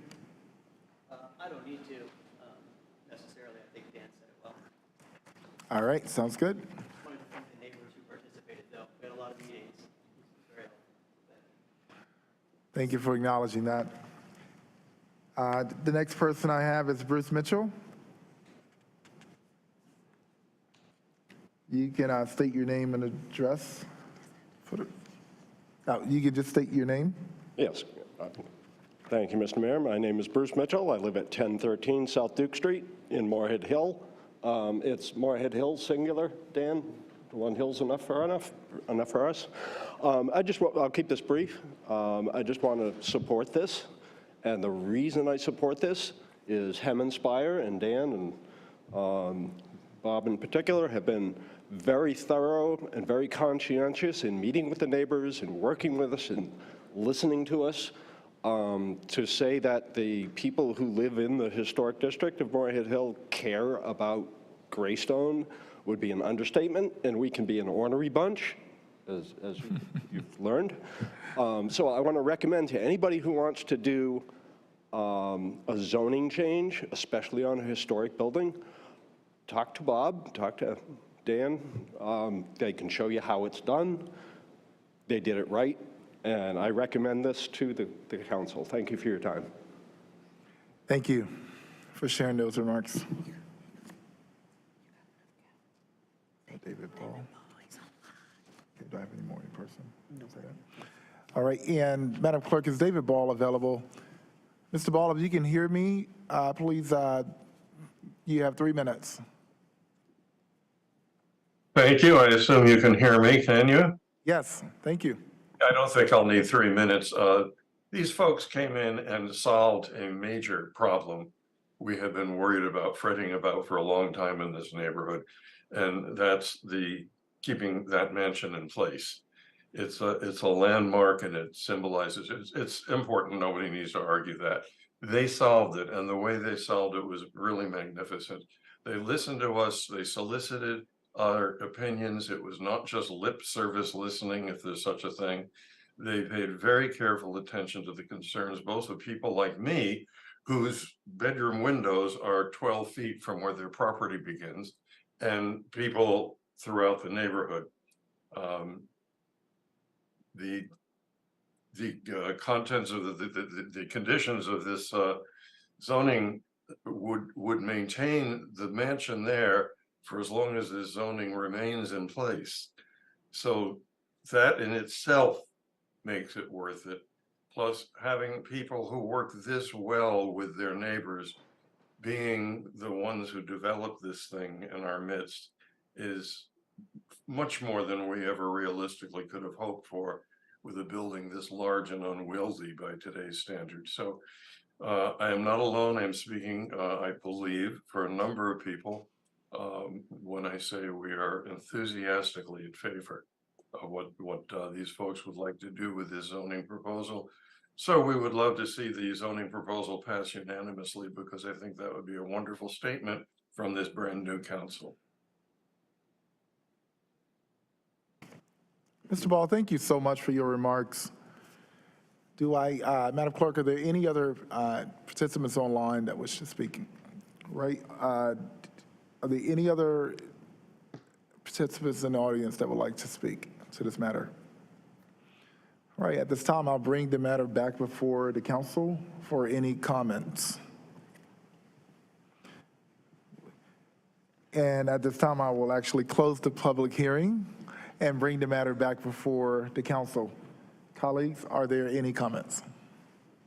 Madam Freeman. Councilmember Freeman. Thank you. I just want to appreciate as well the engagement with the community, just acknowledging that and preserving that mansion. Is probably very expensive, but I think it's something that means something to our community, and I appreciate that you're doing this work. So that's all. Thank you. All right, and thank you all for, just exemplifying communal collaboration on this project.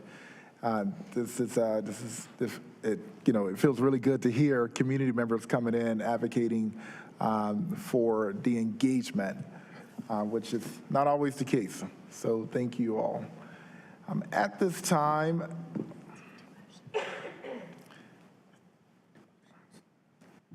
where is that?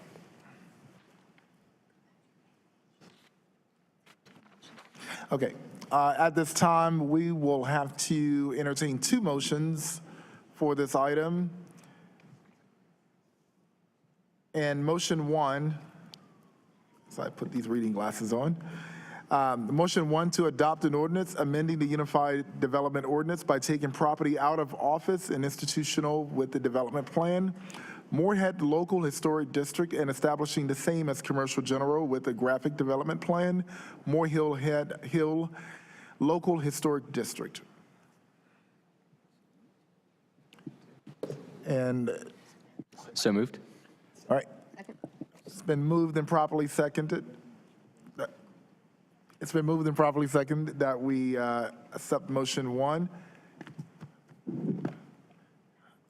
Madam Clerk, please open the vote. Madam Clerk, please close the vote. The motion passes 6-0. Thank you very much. And motion two, to adopt a consistency statement as required by North Carolina General Statute 160D-605. So moved. Second. Been moved and properly seconded. Madam Clerk, if you can open the vote. And if you can close the vote. And the motion passes 6-0. Thank you so much. Mr. Mayor, if I could just have a brief comment. I would like to just note that my mother, who was here tonight at my swearing in, celebrated her 50th anniversary with my father in Greystone about 14 years ago. So it's a special place in my family as well. And so we appreciate the year that the applicant has agreed to save the building. It means a lot. Those are goals. Thank you. Thank you, Mr. Jewell. All right, and our final item on the agenda tonight, zoning map change, Oaks at Gray. And at this time, we'll receive the staff report. Mayor Williams, Mayor Pro Tem Middleton, and honorable council members, Brooke Roper with the Planning Department. Mary Farmer of Parker Poe proposes to change the zoning designation of 3 parcels of land totaling 0.435 acres and located at 321, 323, and 325 Gray Avenue. The current zoning is residential urban multifamily. The applicant proposes to change this designation to residential urban multifamily with a textual development plan to allow up to 8 townhouse units. The properties are currently designated established residential on the place type map. The proposed zoning is not consistent with the designated place type due to the commitment for townhouses on the site, which currently includes 2 single-family residences. Should the zoning map change be approved, staff recommends changing the place type designation to apartment and townhouse neighborhood. This request received a recommendation of approval from Planning Commission on August 8th, 2023 by a vote of 8-4. Thank you. Staff and the applicant are available for questions. Thank you for the report. And once again, after you finish your comments, if you could just have a card created for this item as well. Staff should have a card. Okay, good. All right, and at this time, I will declare the public hearing open. And you are the applicant, I assume, correct? Yes. Representing Parker Poe? All right. You have, how much time do you need? 5 minutes. All right, let's put 7 minutes on the clock. Thank you. Good evening again, Mayor Williams, Mayor Pro Tem Middleton, members of council. My name is Marie Farmer with Parker Poe, 301 Fayetteville Street, Raleigh, here on behalf of the owners and developers of this small site, local residents Sam and Ghazal Zamani and Fareed Sani. Land acquisition and development are not what Sam, Ghazal, or Fareed do full-time, but they do have some experience, and they are excited for this to be their very first project here in the Triangle, and they are excited to be here tonight. This request is to rezone 3 parcels totaling less than half an acre located on the corner of Gray Avenue and Gurley Street to allow for the development of 8 townhouse units instead of the 5 units that could be built by right.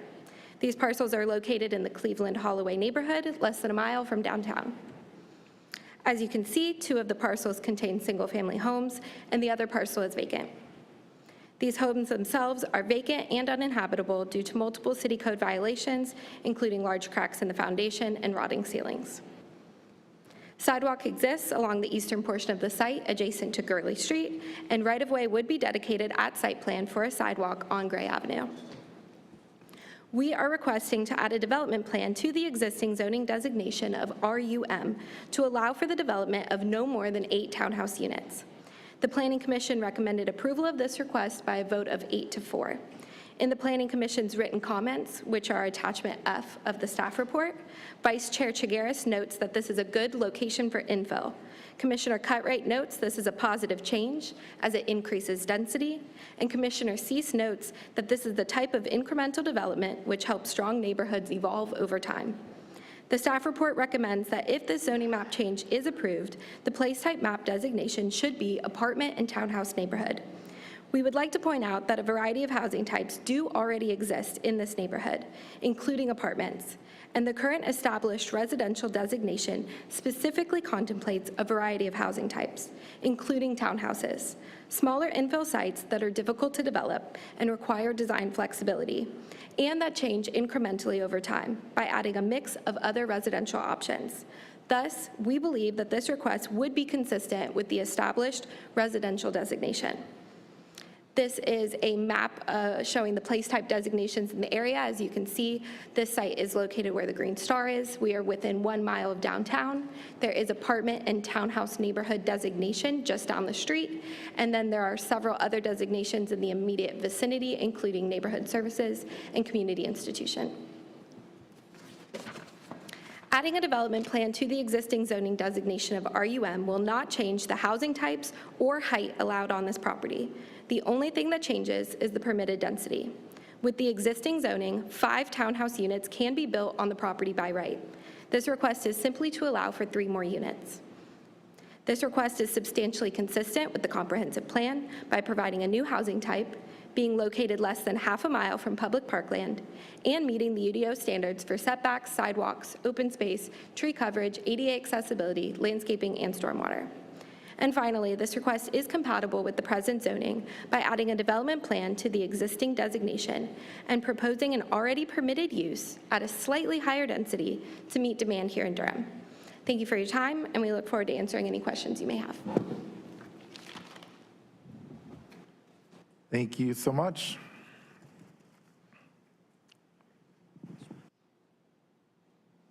Okay, it's online. Okay. This public hearing is open, and thank you for your report. Thank you for your presentation. Do we have any members of the audience that would like to speak to this matter? Madam Clerk, I believe we have one person signed up online. Ben Greener? Yes, Mr. Greener, can you hear us?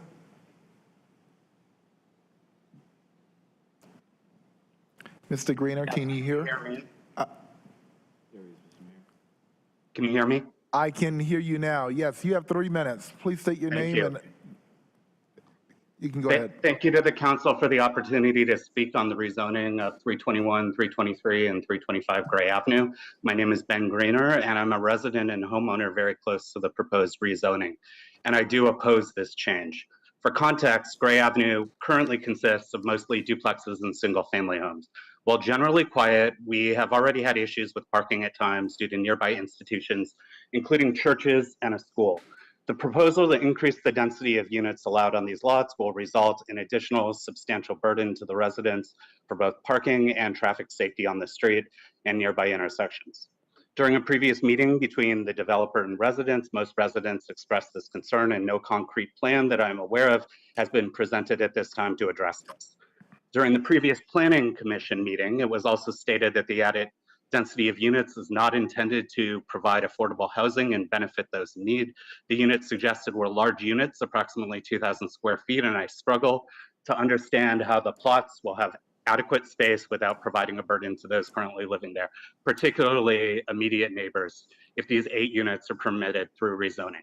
While I am a strong proponent of building units on these lots consistent with the current zoning, without adequate and justifiable plans, the proposed rezoning will simply serve to maximize developer profits and add unnecessary density at the expense of current residents. It will also negatively influence the character of our beloved neighborhood where some individuals have lived their entire lives. Further communication regarding these plans and the intent towards selling versus renting these townhouses has been vague, even in answers to the Planning Commission.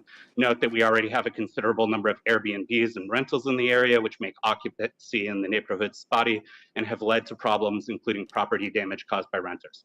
Some similar, although less dense complexes on neighboring streets have also resulted in substantial litter noise and other issues in the area.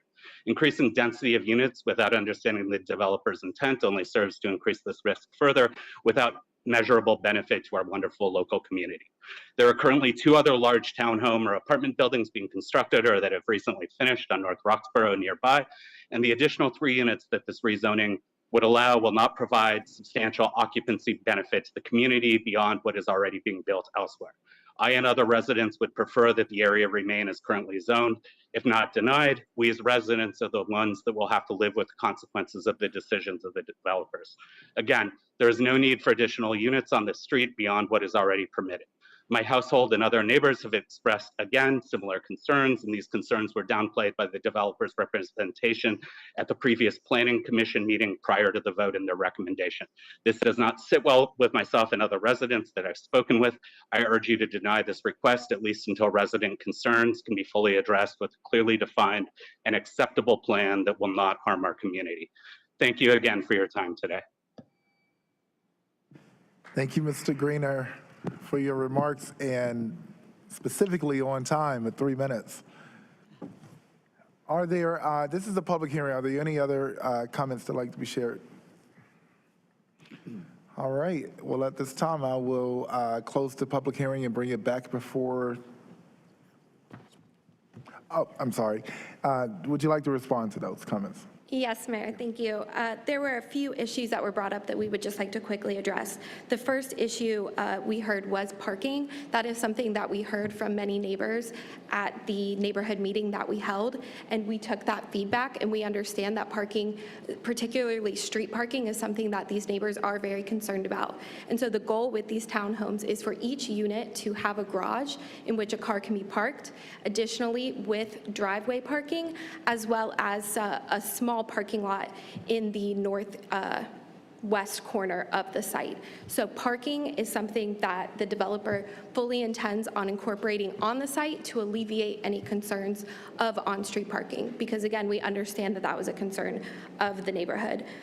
In terms of affordability, and we heard what the potential intent is with this. The intent is to create a smaller unit that will ultimately be more attainable. As I explained, 5 units can already be built on the site by right.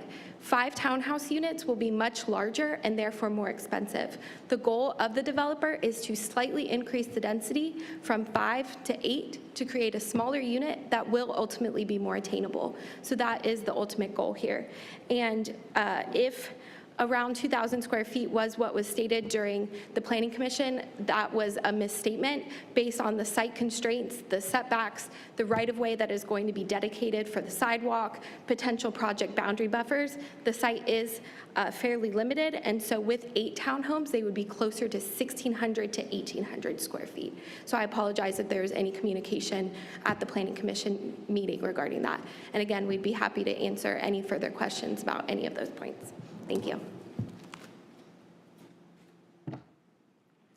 Thank you. Thank you for your comments. At this time, there are no other comments to be shared from the public. I will declare this public hearing closed and bring it back before the council. Colleagues, are there any comments? No longer Commissioner. Councilmember Baker.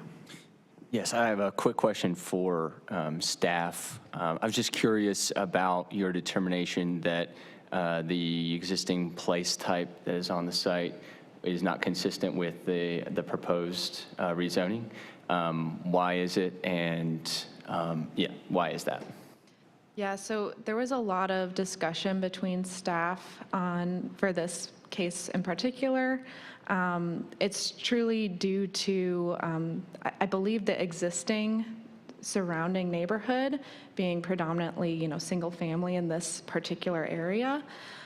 So the addition of townhouse units kind of triggered the apartment and townhouse neighborhood place type. Thank you. I've got one quick question for the applicant. You mentioned off-street parking. These are going to be small units. So when we walk down the street, would we expect that instead of seeing front porches, we'd be seeing garages? No, so the idea is for the townhomes, the front of the townhomes to face the street and for all of the parking to be internal. And so all of the driveways, there will be a driveway on Gray Avenue. There will be no driveway on Gurley Street that will lead into the site, and all of the parking will be internal. These are all preliminary plans, but that is the general idea. So there's no commitment to that? There is no commitment because this is a text commitment, and that is not something that we can fully commit to at this time. Again, with the setbacks and project boundary buffers, there's still a lot that is in the preliminary stages, but that is the full intention. Okay, thank you. I think this proposal presents some interesting policy discussions for us to think about as a council. Whether it's this site in particular or whether it's this site as a window into broader land use and planning policy and housing policy in Durham. So we've got 2 housing units not in good shape. By right, 5 housing units can be on these 3 sites, and a request for being able to build up to 8 housing units. I think that this is an interesting question because we talk a lot about the density bonus and the need to have a density bonus that is used by the development community. However, when the development community comes and requests more units, they tend to receive it.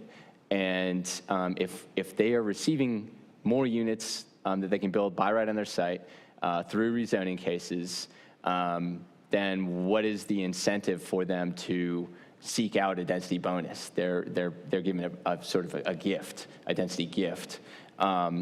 And so I think that's an important question, is we have lots and lots of sites like this throughout the city of Durham. This is a gentrifying neighborhood with a lot of displacement that's happening. And so we are a growing city. We are adding units. We need infill. I think it's good that we would have 8 units on the site rather than 2 units or rather than 5 units. I think that's a good thing. But the question is, what is the neighborhood getting in return? What is the community getting in return? And is it an equitable and just practice that we are enacting as a city council and as a city? So that's just something that I wanted to bring up. We don't get a lot of spaces where we all sit together and get to deliberate about policy here as a council. We get to do it here in front of the people, and I think that's an important question. So I just wanted to bring it up and pose it to you and see what your all thoughts were and see how that applies specifically to this case. Thank you. Thank you, Councilmember Baker. Councilmember Freeman. Thank you. I did have a question for the applicant, specifically around the site. I noticed those large trees that were street side. Would those be removed? So the city has stated that a sidewalk is required along Gray Avenue, and so we are still evaluating whether or not the trees can remain with the right-of-way that is required and with the sidewalk that is required. The intention is to keep the trees, but we are still working out whether or not the right-of-way acquisition and the sidewalk may conflict with the trees. Thank you. And I would just add to Councilmember Baker's comment that preserving naturally occurring affordable housing versus the kind of replacement with the 8 units kind of brings my concerns up. But this neighborhood has seen, goodness, it's seen a lot of like explosive growth and appreciation. And I know that specifically the gentrification side of this is not just limited to by race. And so what you're seeing with the, because I don't know what the price points would be, so you haven't mentioned what the rents would be, you haven't mentioned whether you'd be if it were for sale versus rent, what that price point would be. But I do know that the housing or the townhouses on, what is that, Mangum Street, that came in at $1.2 million is outrageous. And so I'm kind of concerned, and if you could alleviate that concern, that would be helpful. Yes, the intention is not million-dollar townhomes by any means. Again, these would be 1,600 to 1,800 square feet. They will be market rate, most likely for sale, and they are looking at the mid-500s, low 600s. But again, by the time if this rezoning request is approved, by the time the applicant makes its way through site plan, which can take up to a year, and by the time construction and everything, it will be 3 years out. And so we do not know what the market will look like at that time, but that is the intention, is for the lower end of that market rate based on the square footage. Thank you, that will be all. Councilmember I'm ready to Caballero. make a motion whenever anyone's ready. If let me just address all the comments and I'll get back to you. So I appreciate the applicant giving a sense of the price point. I appreciate Councilwoman Freeman's question about the price point and Nate's comment about, Councilman Baker's comments about this kind of policy challenge we face here. The gentrification is a real concern in Durham. As you said, Councilwoman Freeman, this has been an issue in that neighborhood. So I take that seriously. At the same time, I appreciate the comments from the Planning Commission that noted that, land values are going up in Durham. That's the truth, right? And so, this one proposal can't bear the burden of the complete issue of affordability and gentrification. So I think we got to kind of weigh those two, right? But I think you've raised an important policy issue. All right, Mayor Pro Tem. Thank you, Mr. Mayor, and thank you, colleagues, for really great questions and observations. A quick question for the applicant, please. There are a couple of thresholds we've crossed as a city by virtue of value statements we've made in our comprehensive plan. One, we've adopted an urban growth boundary in principle, which means that infill development and denser development is going to be the watchword for us. So there's almost a prejudice, if I might, towards those type of projects when they come before us. Not a guarantee, but a prejudice for it, if we're truly going to honor what it means to have an urban growth boundary. Infill development, we can either go up or out or closer. So I do want to ask about the very qualified language you use, the goal, the intent is to, forgive me if I'm misparaphrasing. And you guys are developers. I mean, we know it's a small lot. What is it that's preventing you or your client from tonight speaking with certainty as to things like a garage and things? I mean, we know what the square footage is going to be. So could you just speak a little harder to design elements, aesthetics, materials, the parking issue, just if you can? Yes, absolutely. And to be clear, this is not a developer. This is something Sam and Fareed, they are local residents. This is something that they are taking on. They've decided to invest in this property. They saw the dilapidated homes on the site. They decided to take a risk and invest in this property and try and make something of it. Sam is a software design engineer, and Fareed does not do this full time. This is a project that they decided to take on because they wanted to do something in Durham. And so to be clear, they are not developers. And so that is in part why we are not speaking with definitive terms. This is not a regional or national home builder that's coming in with a specific product and plan. This is something that really takes time. And for a very small, newly started developer with their very first project in Durham, it takes a lot of time and money to put full site plans together before you know the exact density that you're going to be able to build. And so while we have some preliminary site designs, before they invest in doing the full design site workup, they wanted to ensure they knew what density they were working with. And so that's why we do not have the very specifics here in this case. And that's why this is slightly unique compared to some of the other cases that this council might see, where you have developers who have done this in multiple places, multiple times. This is going to be their very first project. Have you worked the numbers in the event that we don't rezone it? And we know it's 5. Have you worked those numbers?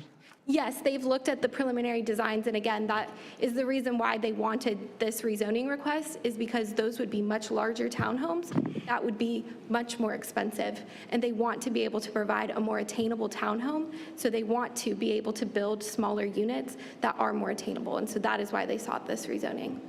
As it stands now, would those 5, would they definitely have garages as it stands now, as zoned? Most likely, yes, I believe so. Most, okay. Yes, they should.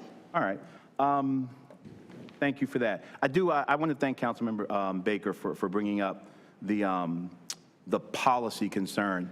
I think the corollary to that, it's really a legal concern in many instances, because the most evident policy remedy is to just start asking developers for stuff. When we say, what are you going to do for the community?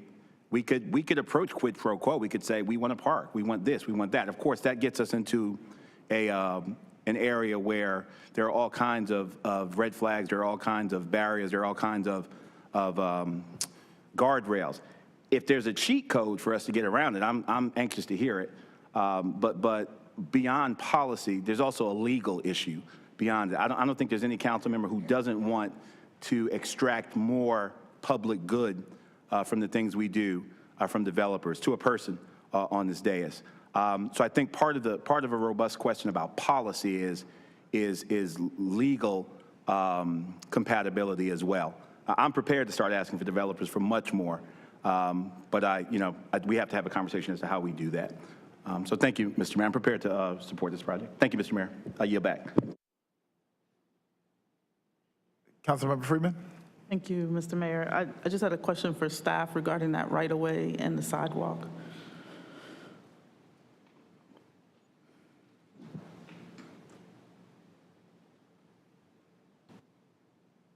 Yes.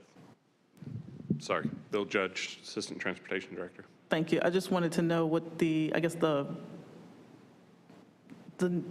norm for how you would make a decision regarding whether to preserve the tree versus get rid or to chop the tree down. So, yeah, there are methods through the city's Public Works Department and the General Services Urban Forestry to protect and save the tree, methods for root protection, other types of things, depending on the condition, age of the tree. I don't particularly know the specifics of this location, but it might require the sidewalk be located further into the site, which could then be additional property, less developable area for the developer. So it would not be an automatic requirement by the city that the trees be removed. There would be options to preserve them if the developer were to choose.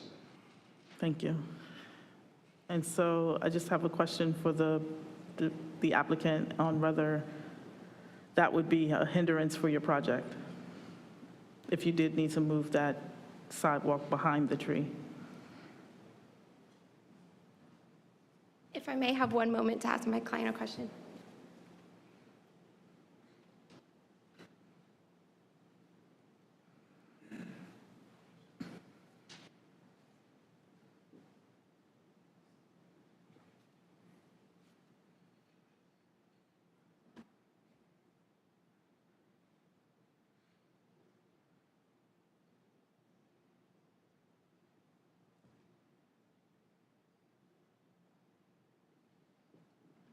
Apologies, I just wanted to make sure I understood the constraints of the site. Could you please repeat your question? I'm so sorry.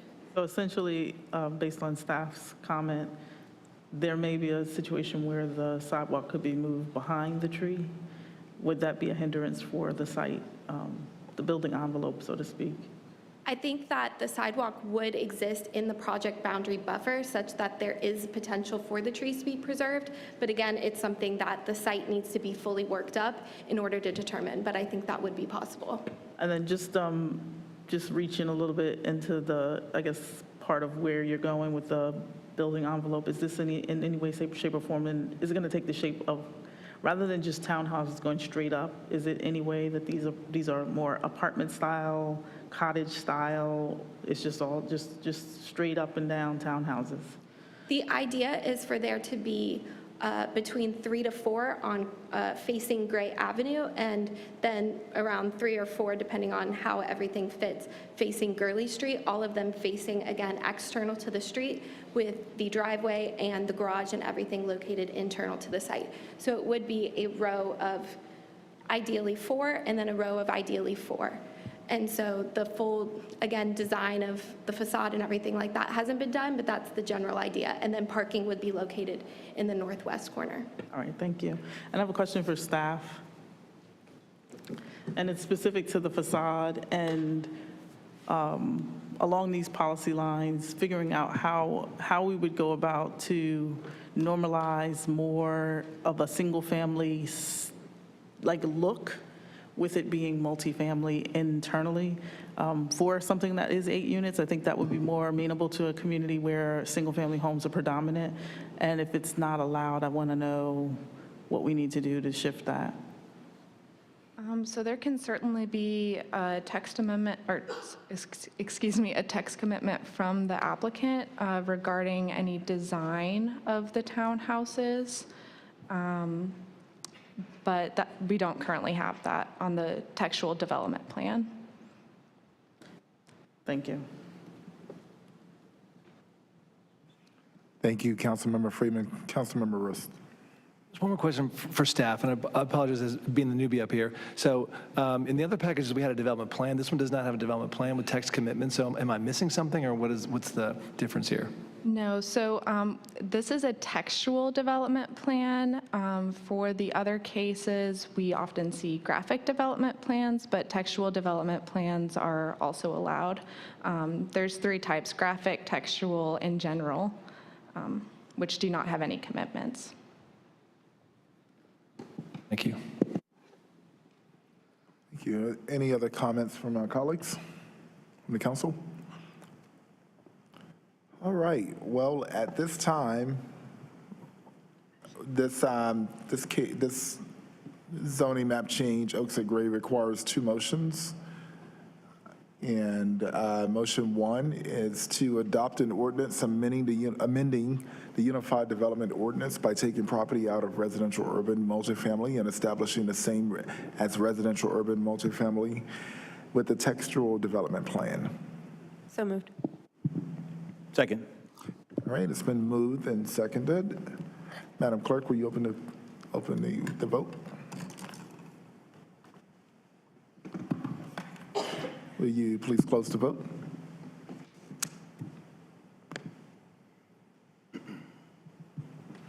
Motion passes 4-2 with council members Freeman and Baker voting no. Thank you. And motion 2 is to adopt a consistency statement as required by North Carolina General Statute 160D-605. So moved. Oh, sorry, I'll second that. It's been moved by Councilmember Caballero, seconded by Councilmember Rist. Madam Clerk, will you open the vote, please? And will you close the vote? The motion passes 5-1 with councilmember Baker voting no. Thank you very much. And that concludes our public hearings for the evening.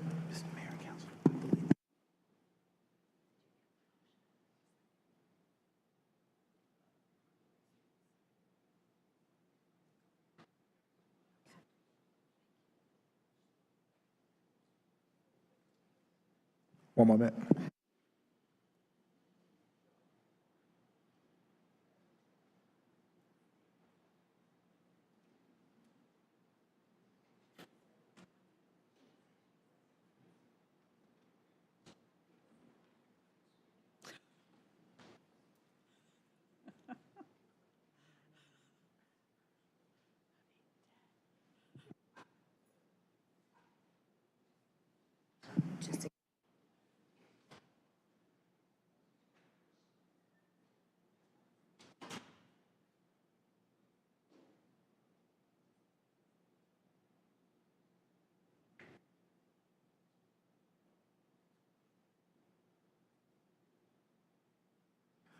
All right, so that brings us to the end of our agenda. Thank you for your patience as I seek clarification.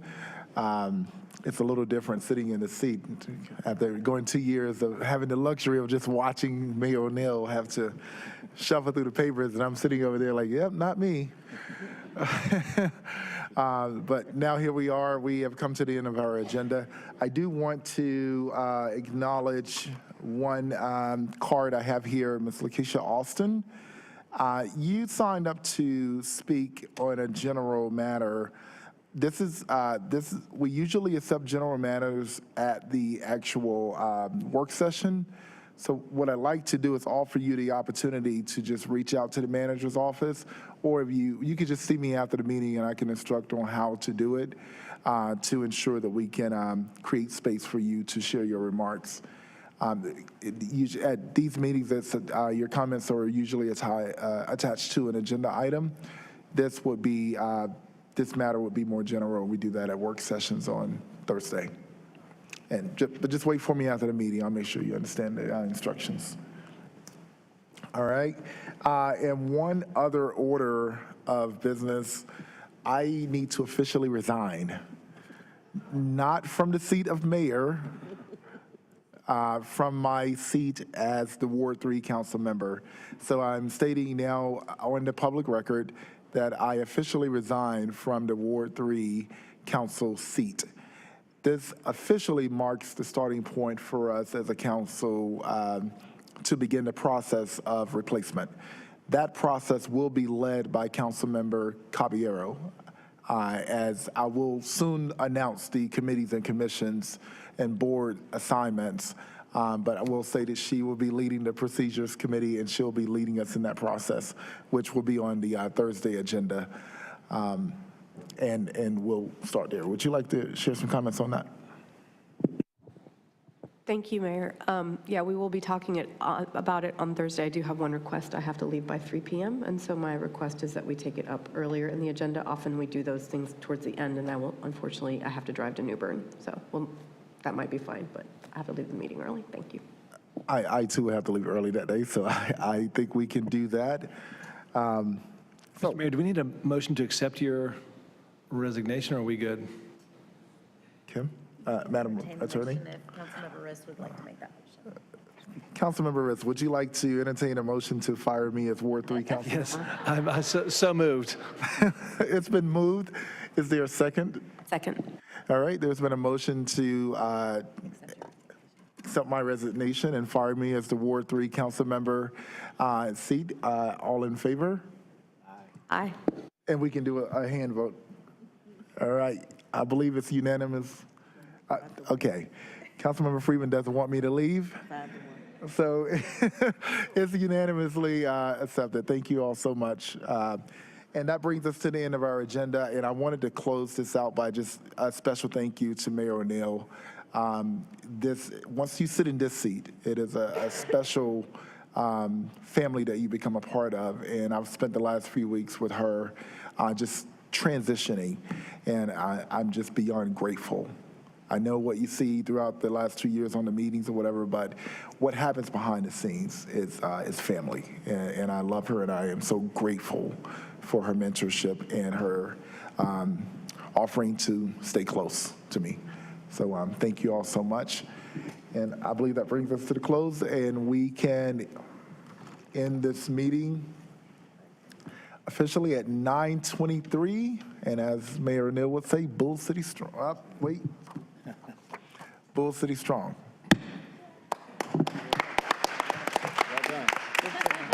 Thank you. That's a lot. Oh, pass your clippers down. Yeah.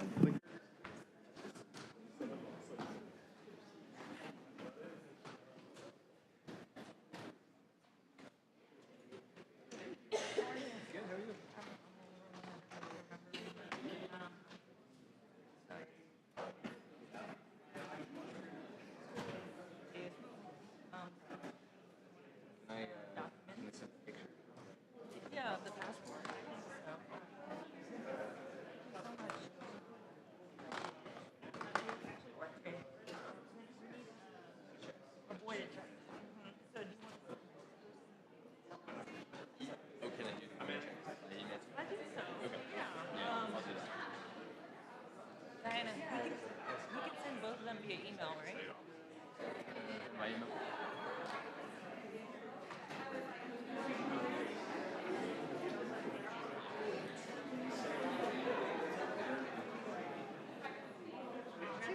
I saw all of your children with their curly I hair. know, you're like, oh. It's like, this makes sense. Yeah, Right? that's the one thing I passed on. Right.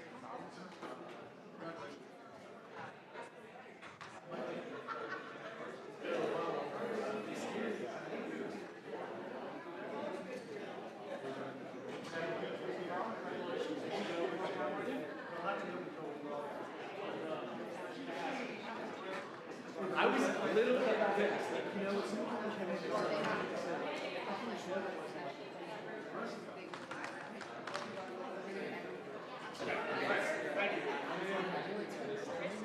and get it right.